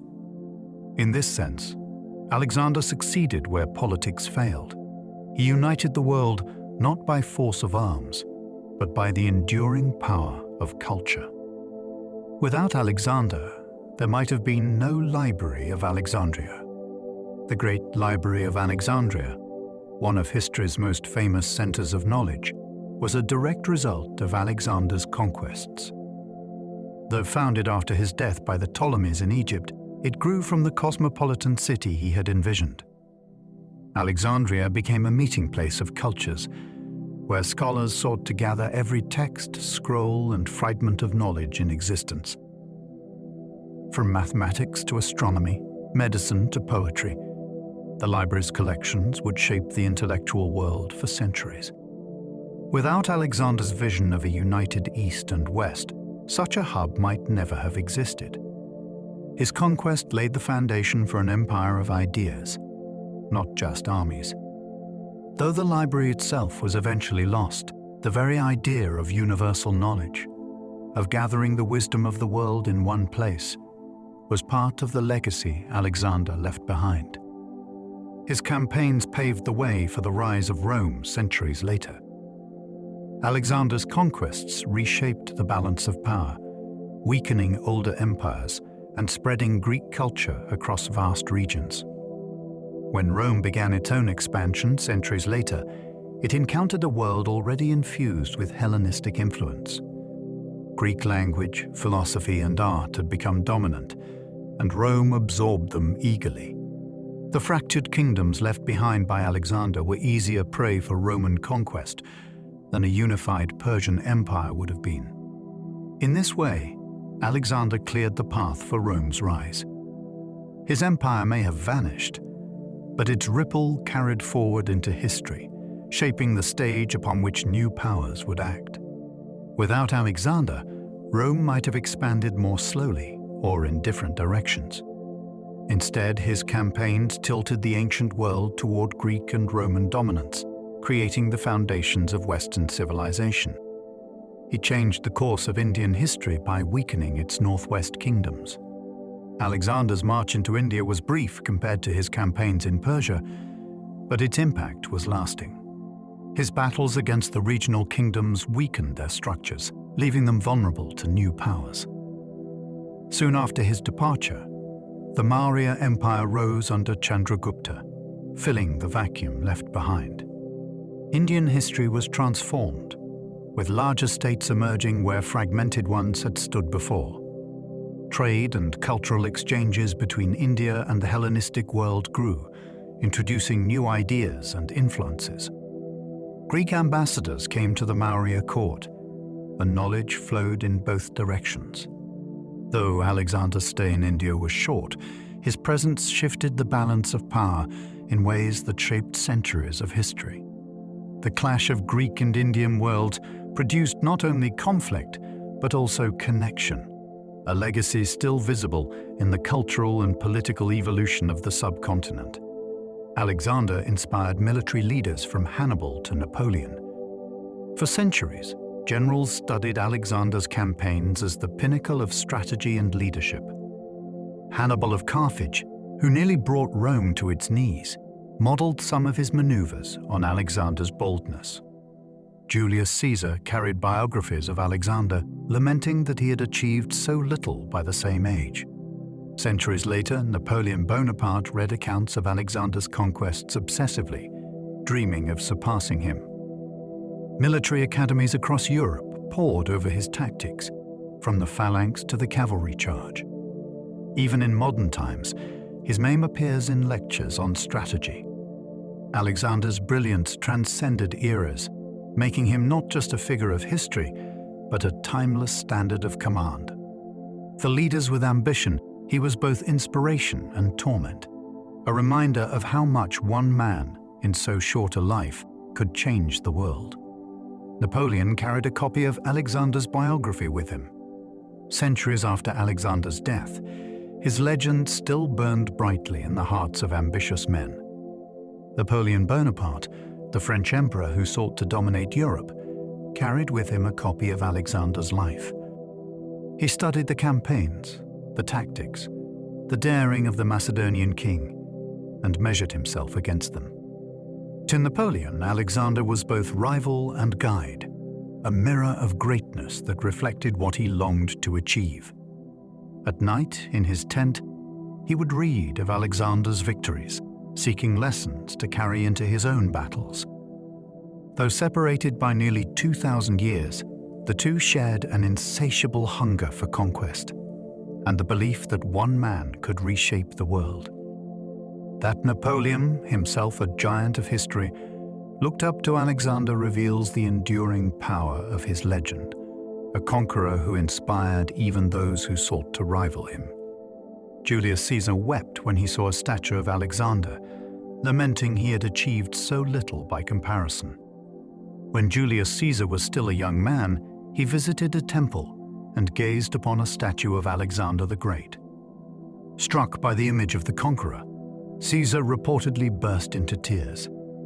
By the age at which Alexander had ruled an empire stretching across continents, Caesar had yet to accomplish anything of note.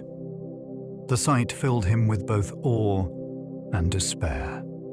This moment became legendary, a reminder of how Alexander's shadow loomed over all who came after him.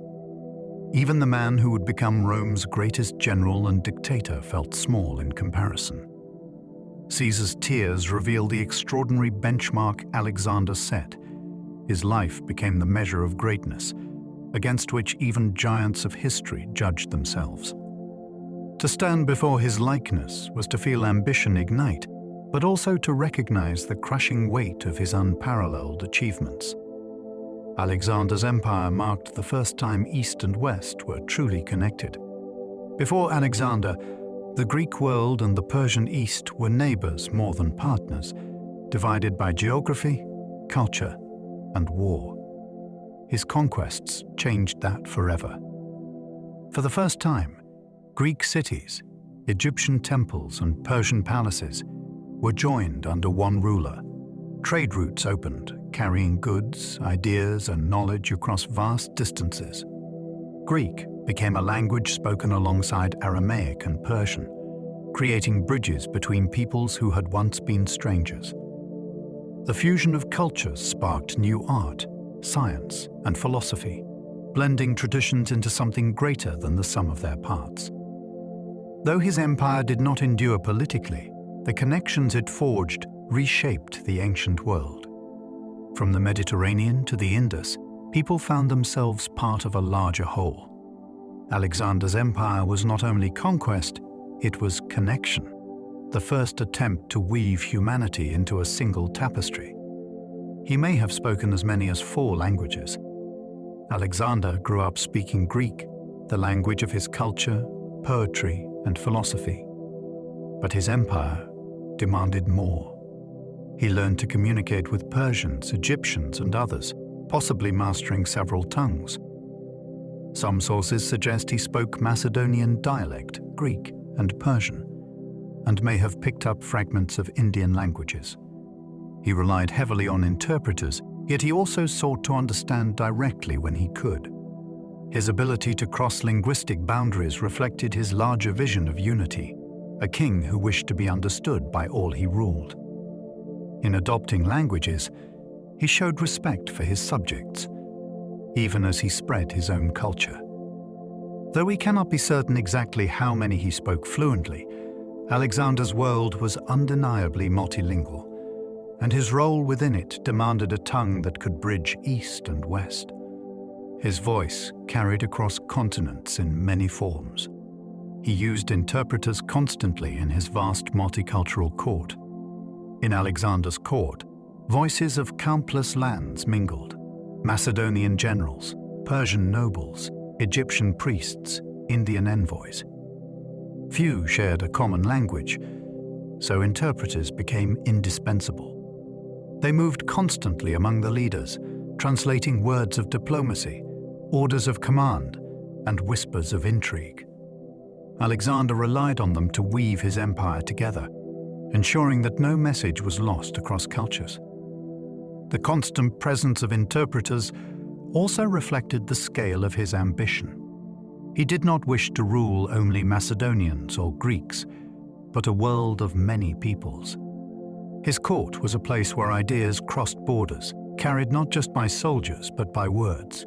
It was noisy, vibrant, and diverse, a living symbol of his dream of uniting humanity.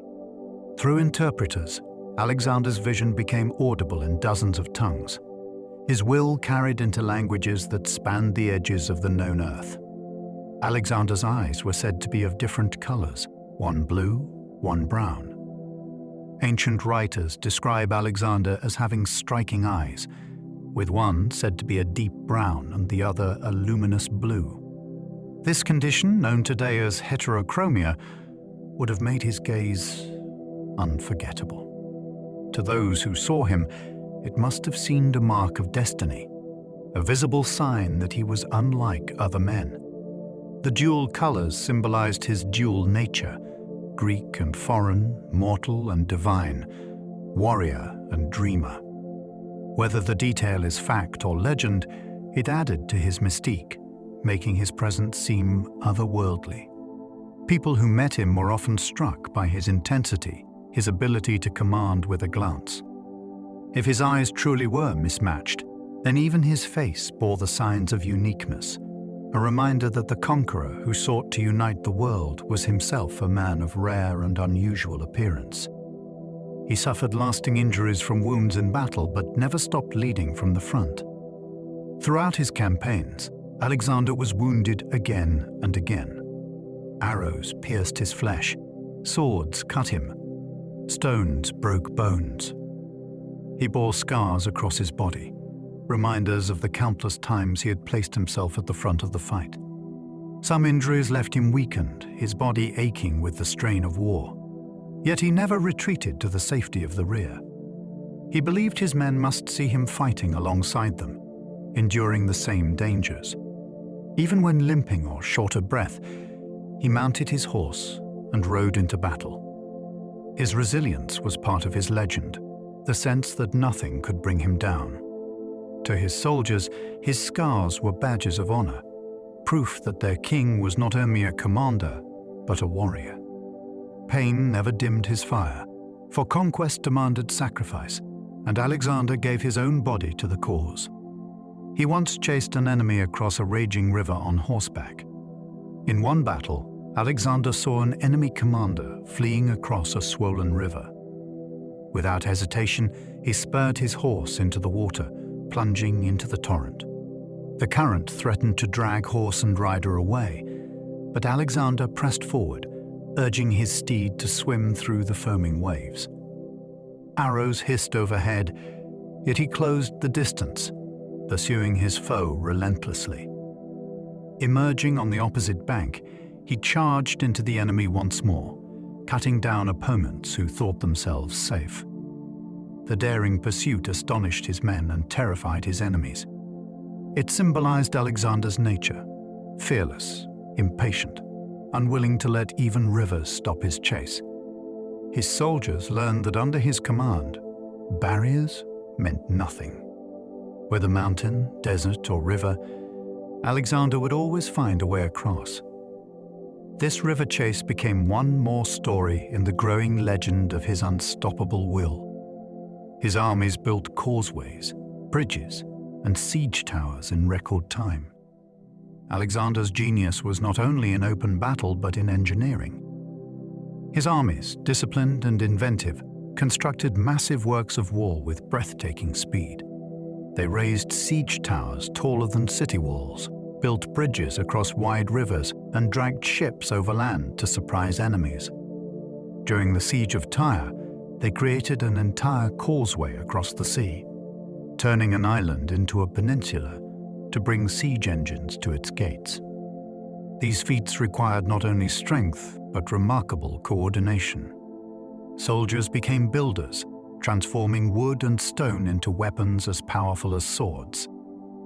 The speed of construction stunned enemies, who found themselves besieged before they had time to prepare. It showed that Alexander's victories were not just won by courage, but by ingenuity. His armies were creators as well as destroyers, reshaping landscapes to carry his will into even the most fortified strongholds.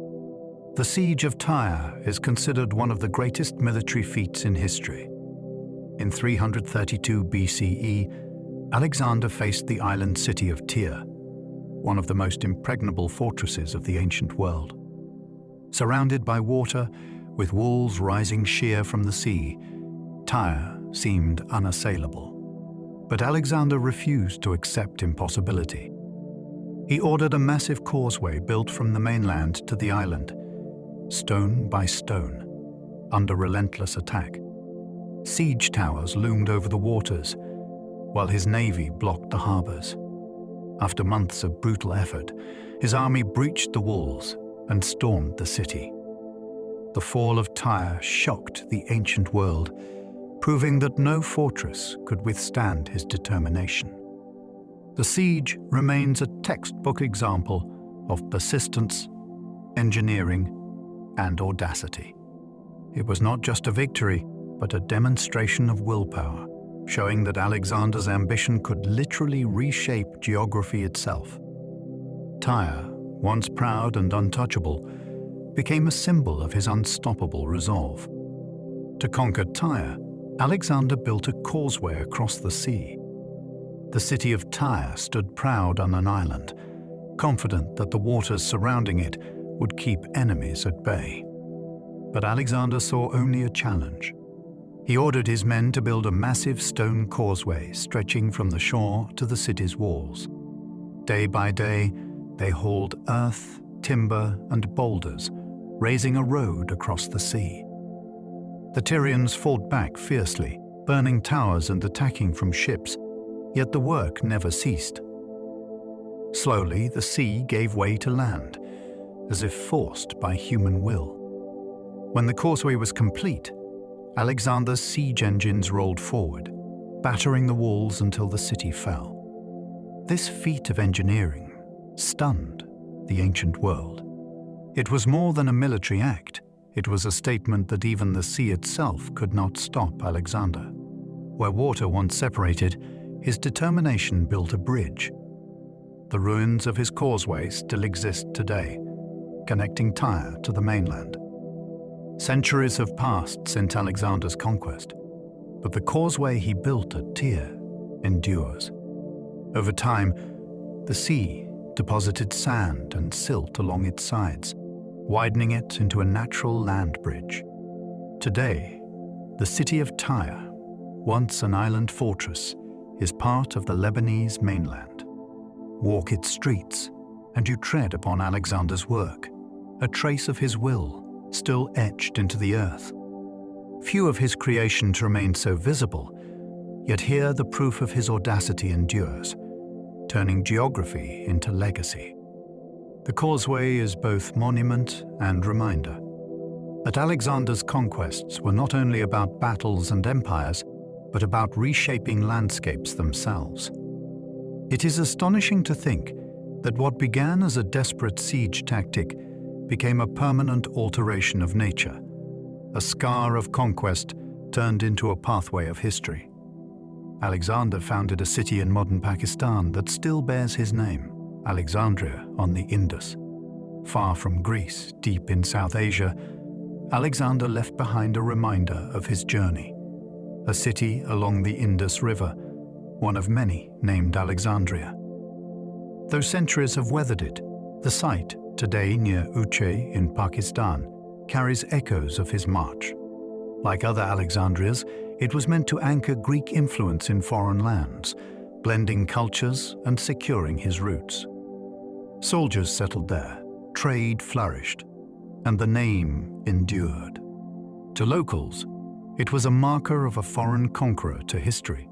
It is a fragment of Alexander's vast footprint. Each Alexandria was like a star in his constellation of empire, proof of how far his ambition reached. That a city so distant still bears his name today shows the scale of his impact. From Europe to South Asia, he carved his presence into geography itself. His soldiers coined the phrase, "the edge of the world," when they reached India. When Alexander's weary soldiers marched into India, they believed they had reached the very end of the earth. To the Greeks, who had known only the Mediterranean and Persia, the lush rivers, towering elephants, and unfamiliar peoples of India seemed like another world entirely.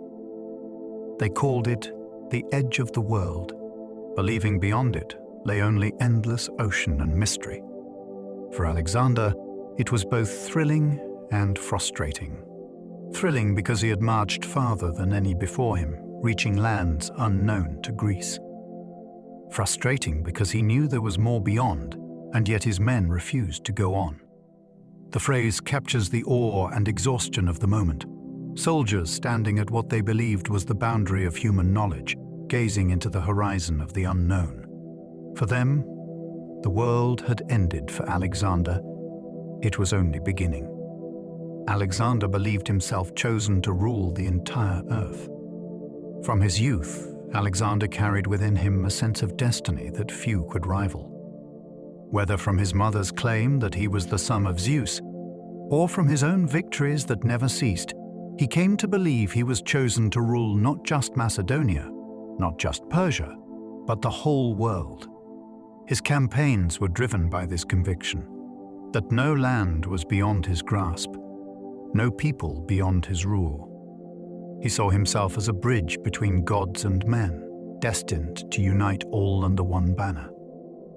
To his followers, this belief was both inspiring and daunting. It gave them the sense that they marched alongside destiny itself.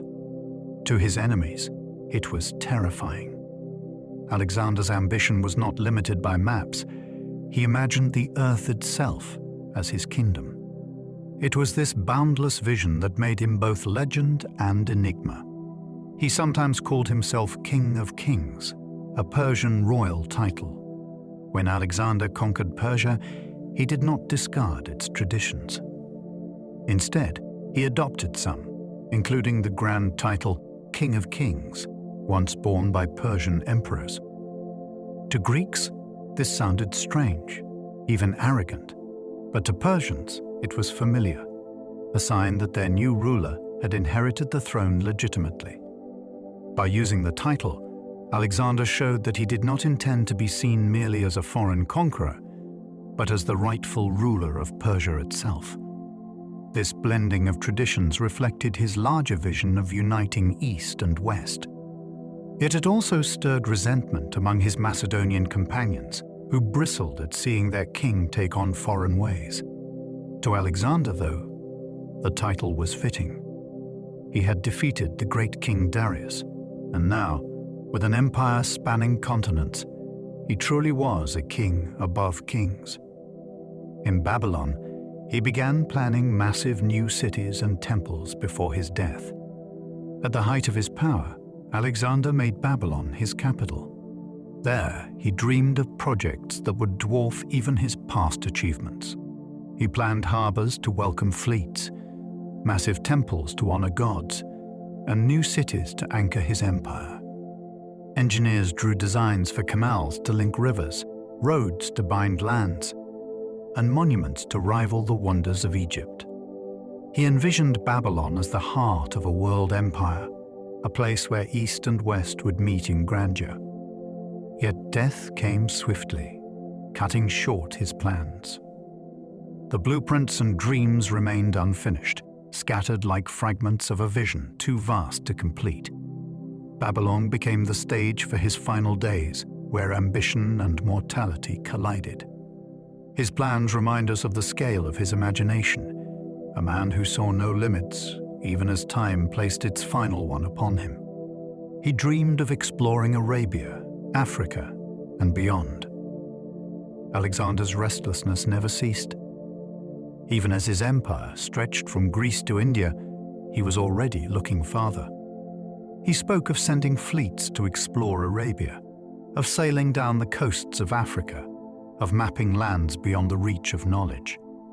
His dreams were not only of conquest, but of discovery, of finding what lay hidden beyond familiar horizons. He longed to see the ends of rivers, the edges of deserts, the mysteries of oceans.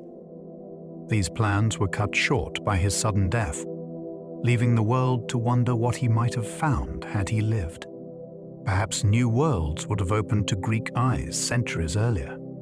His unfulfilled dreams remind us that his ambition was infinite, a fire that sought not only power but knowledge, not only victory but the unraveling of the world's mysteries.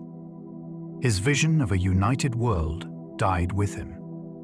Alexander's dream was not simply to rule a vast empire, but to create one world where cultures blended and peoples lived as part of a single whole. He imagined a unity beyond tribe or nation. But with his death, that vision dissolved. His generals divided his lands, his soldiers returned home, and the fragile bonds he had forged snapped under the weight of ambition. What remained were fragments, kingdoms that bore his influence, but not his unity. The dream of a single empire of East and West lived on only in memory. Yet, even as it failed politically, his idea transformed the world culturally. The mingling of traditions continued, reshaping societies long after his empire was gone. His vision may have died, but its echoes endured, whispering of what humanity might achieve under the daring of one man's imagination. Yet his legend grew larger than any empire he built. Though Alexander's empire crumbled within a generation, his legend only grew. Poets, historians, generals, and kings carried his story forward, reshaping him into myth. He became a hero in Greece, a pharaoh in Egypt, a godlike king in Persia, and Dulkarnain in Islamic tradition. His feats entered folklore, his face adorned coins. His name became synonymous with ambition and greatness.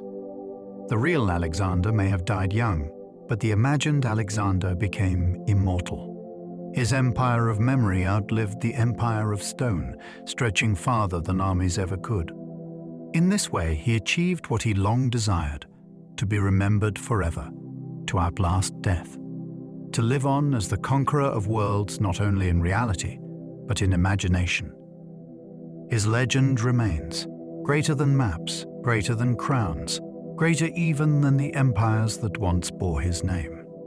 Alexander's death sparked one of the bloodiest succession crises in history. When Alexander died in Babylon, he left behind no clear heir. His generals, known as the Diadochi, immediately fell into bitter rivalry.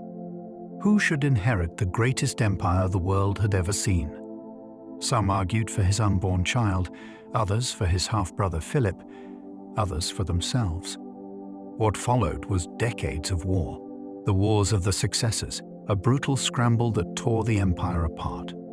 Former comrades turned into enemies, armies clashed across continents, and cities were burned as men sought to wear the crown of Alexander. The wars dragged on for a generation, leaving countless dead and reshaping the map of the ancient world.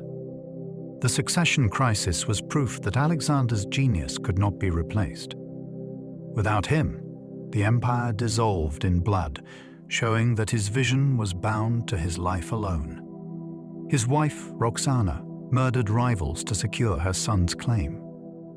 After Alexander's death, his wife Roxana was thrust into the storm of succession.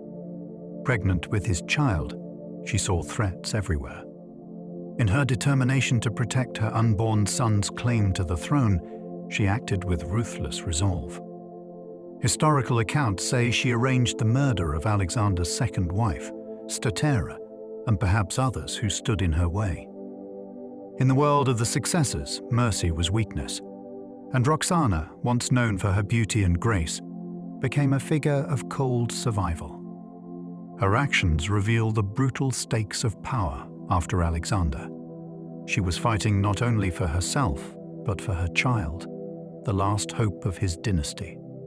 Yet her efforts, though fierce, could not preserve his legacy. The blood spilled in her name was a grim echo of the empire's collapse. Alexander IV, his only legitimate heir, was eventually assassinated. The child Roxana bore, Alexander IV, became king in name, but never in reality. Too young to rule, he lived under the shadow of his regents and the ambitions of Alexander's generals. As he grew older, his very existence became a threat to those who wished to carve their own kingdoms. Eventually, Cassander, one of the successors, ordered his assassination along with Roxana's. The boy who might have carried forward the bloodline of Alexander was silenced before he could claim his inheritance. With his death, the direct line of Alexander the Great ended. It was a cruel irony. The conqueror who dreamed of an eternal empire left no heir to continue his vision. The fall of Alexander IV revealed the fragility of dynasties built on ambition alone, and the inevitability that his dream would dissolve into history. His half-brother Philip Aridius ruled briefly, but was murdered as well. In the immediate aftermath of Alexander's death, his half-brother Philip Aridius was declared king. Yet Philip was mentally unfit to rule, perhaps due to illness or disability, and he became little more than a puppet in the hands of ambitious generals. His reign was marked by manipulation, as rival factions used his name to legitimize their power struggles.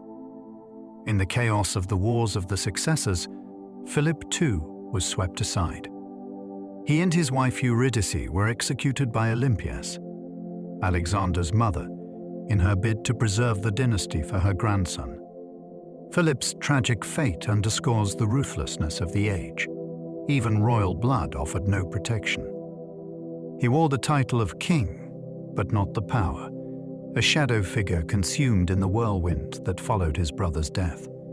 The dynasty of Alexander ended within a generation of his death. Though Alexander dreamed of building a line of rulers who would inherit his empire, his dynasty vanished almost immediately.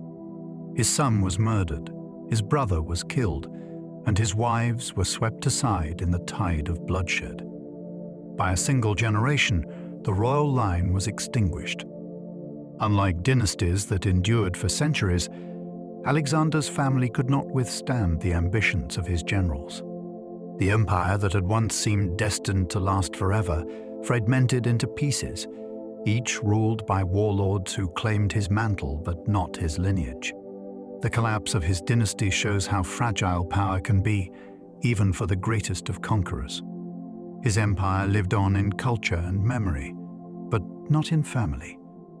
The bloodline of Alexander the Great flickered out almost as quickly as it had been lit.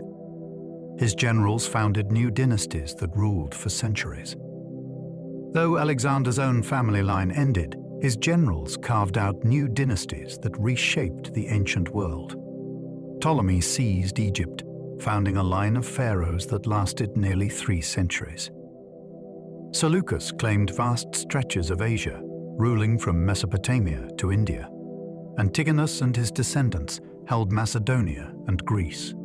These dynasties, born of Alexander's legacy, endured long after his death, blending Greek and local traditions. They built palaces, minted coins, and waged wars in his shadow, each claiming to carry forward a fragment of his empire. Their kingdoms became the stage upon which Hellenistic culture flourished, a world of science, philosophy, and art that transformed history. Though they were rivals, their rule ensured that Alexander's conquests were not in vain. His generals became kings, and their dynasties etched his influence into the centuries that followed. Cleopatra of Egypt was the last descendant of his general Ptolemy. Among the dynasties born from Alexander's empire, none was more famous than the Ptolemies of Egypt. For nearly 300 years, they ruled from Alexandria, blending Greek and Egyptian traditions. Their line culminated in Cleopatra VII, the legendary queen who defied Rome and captivated Julius Caesar and Mark Antony. Cleopatra was the final descendant of Ptolemy, Alexander's general, who had claimed Egypt after his master's death. In her reign, the last living link to Alexander's conquests flickered out. When Cleopatra died in 30 BCE, Egypt fell under Roman control, and the age of the successors ended. Cleopatra's dramatic life and death echo the grandeur and tragedy of Alexander himself, a figure caught between worlds, larger than life, whose story became myth. Through her, Alexander's legacy stretched far beyond his own lifetime, touching even the dawn of Rome. Alexander became a symbol of divine kingship in many cultures. From Greece to India, from Rome to the Islamic world, Alexander's name carried divine weight. He was remembered not just as a conqueror, but as a model of kingship itself. In Persia, he was cast as the heir to their royal line. In Egypt, he was hailed as a pharaoh, son of the gods. In the Quran, he became Zulkarnain, the two-horned one, a righteous ruler who traveled to the ends of the earth. Everywhere his story spread, he was reshaped to reflect local values, yet always remembered as extraordinary. His legacy became more than history, it became a symbol. Kings imitated his image, poets wove him into myth, and cultures saw in him the divine spark of leadership. Through these countless retellings, Alexander ceased to be only a man. He became an eternal archetype of power. His story has been retold in over 20 languages across history. Few figures in history have inspired as many stories in as many tongues as Alexander the Great. His life was chronicled in Greek, then retold in Latin, Persian, Arabic, Armenian, Syriac, Hebrew, and beyond. The Alexander romance alone spread into dozens of versions, from medieval Europe to distant Asia. In each retelling, he was reshaped, a Greek hero in one, a Persian king in another, a saint-like figure in yet another. His story traveled farther than his armies, reaching lands he never touched. This spread reveals the universal fascination with his life, a man who seemed to embody human ambition, courage, and destiny itself. By being retold in so many languages, Alexander became not only a figure of history, but of imagination. A legend woven into the fabric of countless cultures, never confined to one people alone. To this day, he remains one of the most studied figures in all of human history. Over 2,000 years have passed since Alexander's death, yet scholars still pore over his life. Historians debate his motives, his strategies, his vision, and his flaws. Archaeologists search for his lost tomb, while philosophers discuss his dream of unity. Military academies analyze his campaigns, artists paint his image, and novelists reimagine his journeys. No conqueror has inspired such enduring fascination. Perhaps it is because Alexander's story is both triumphant and tragic, filled with brilliance and darkness, ambition and loss. He was a man who sought to unite the world but left it fractured, who achieved immortality not in body, but in legend. To this day, his name evokes awe. Alexander the Great remains not just a subject of study, but a mirror in which humanity sees its own hunger for greatness and the cost of chasing it. And so, our long journey with Alexander the Great draws to its quiet end. We have followed him from the storms of his birth to the silence of his tomb, through battles, deserts, and legends, and into the mystery of his eternal legacy. His life was a blaze of ambition, brilliant, brief, and unforgettable. And though his empire crumbled, his story has never faded. Now, as the echoes of the past settle into stillness, you may feel a sense of awe, and perhaps a touch of wonder, at how one young man could leave such a lasting mark upon the world. Alexander's footsteps remind us of both the greatness and the fragility of human ambition, that even those who seek to rule the earth remain mortal, and that their greatest victories live on not in maps, but in memory. But you need not hold on to any of this now. Let the battles, the voices, and the legends drift softly away, like sand carried by a gentle breeze.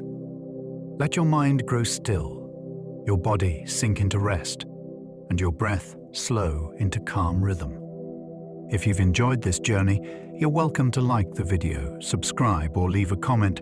It helps guide where we travel together next. But for now, there is nothing more to do. Simply rest. Let sleep find you, as quietly as the night itself. The story has ended, but the dream continues. And tomorrow, another history, another legend, another adventure awaits in the next video. Good night.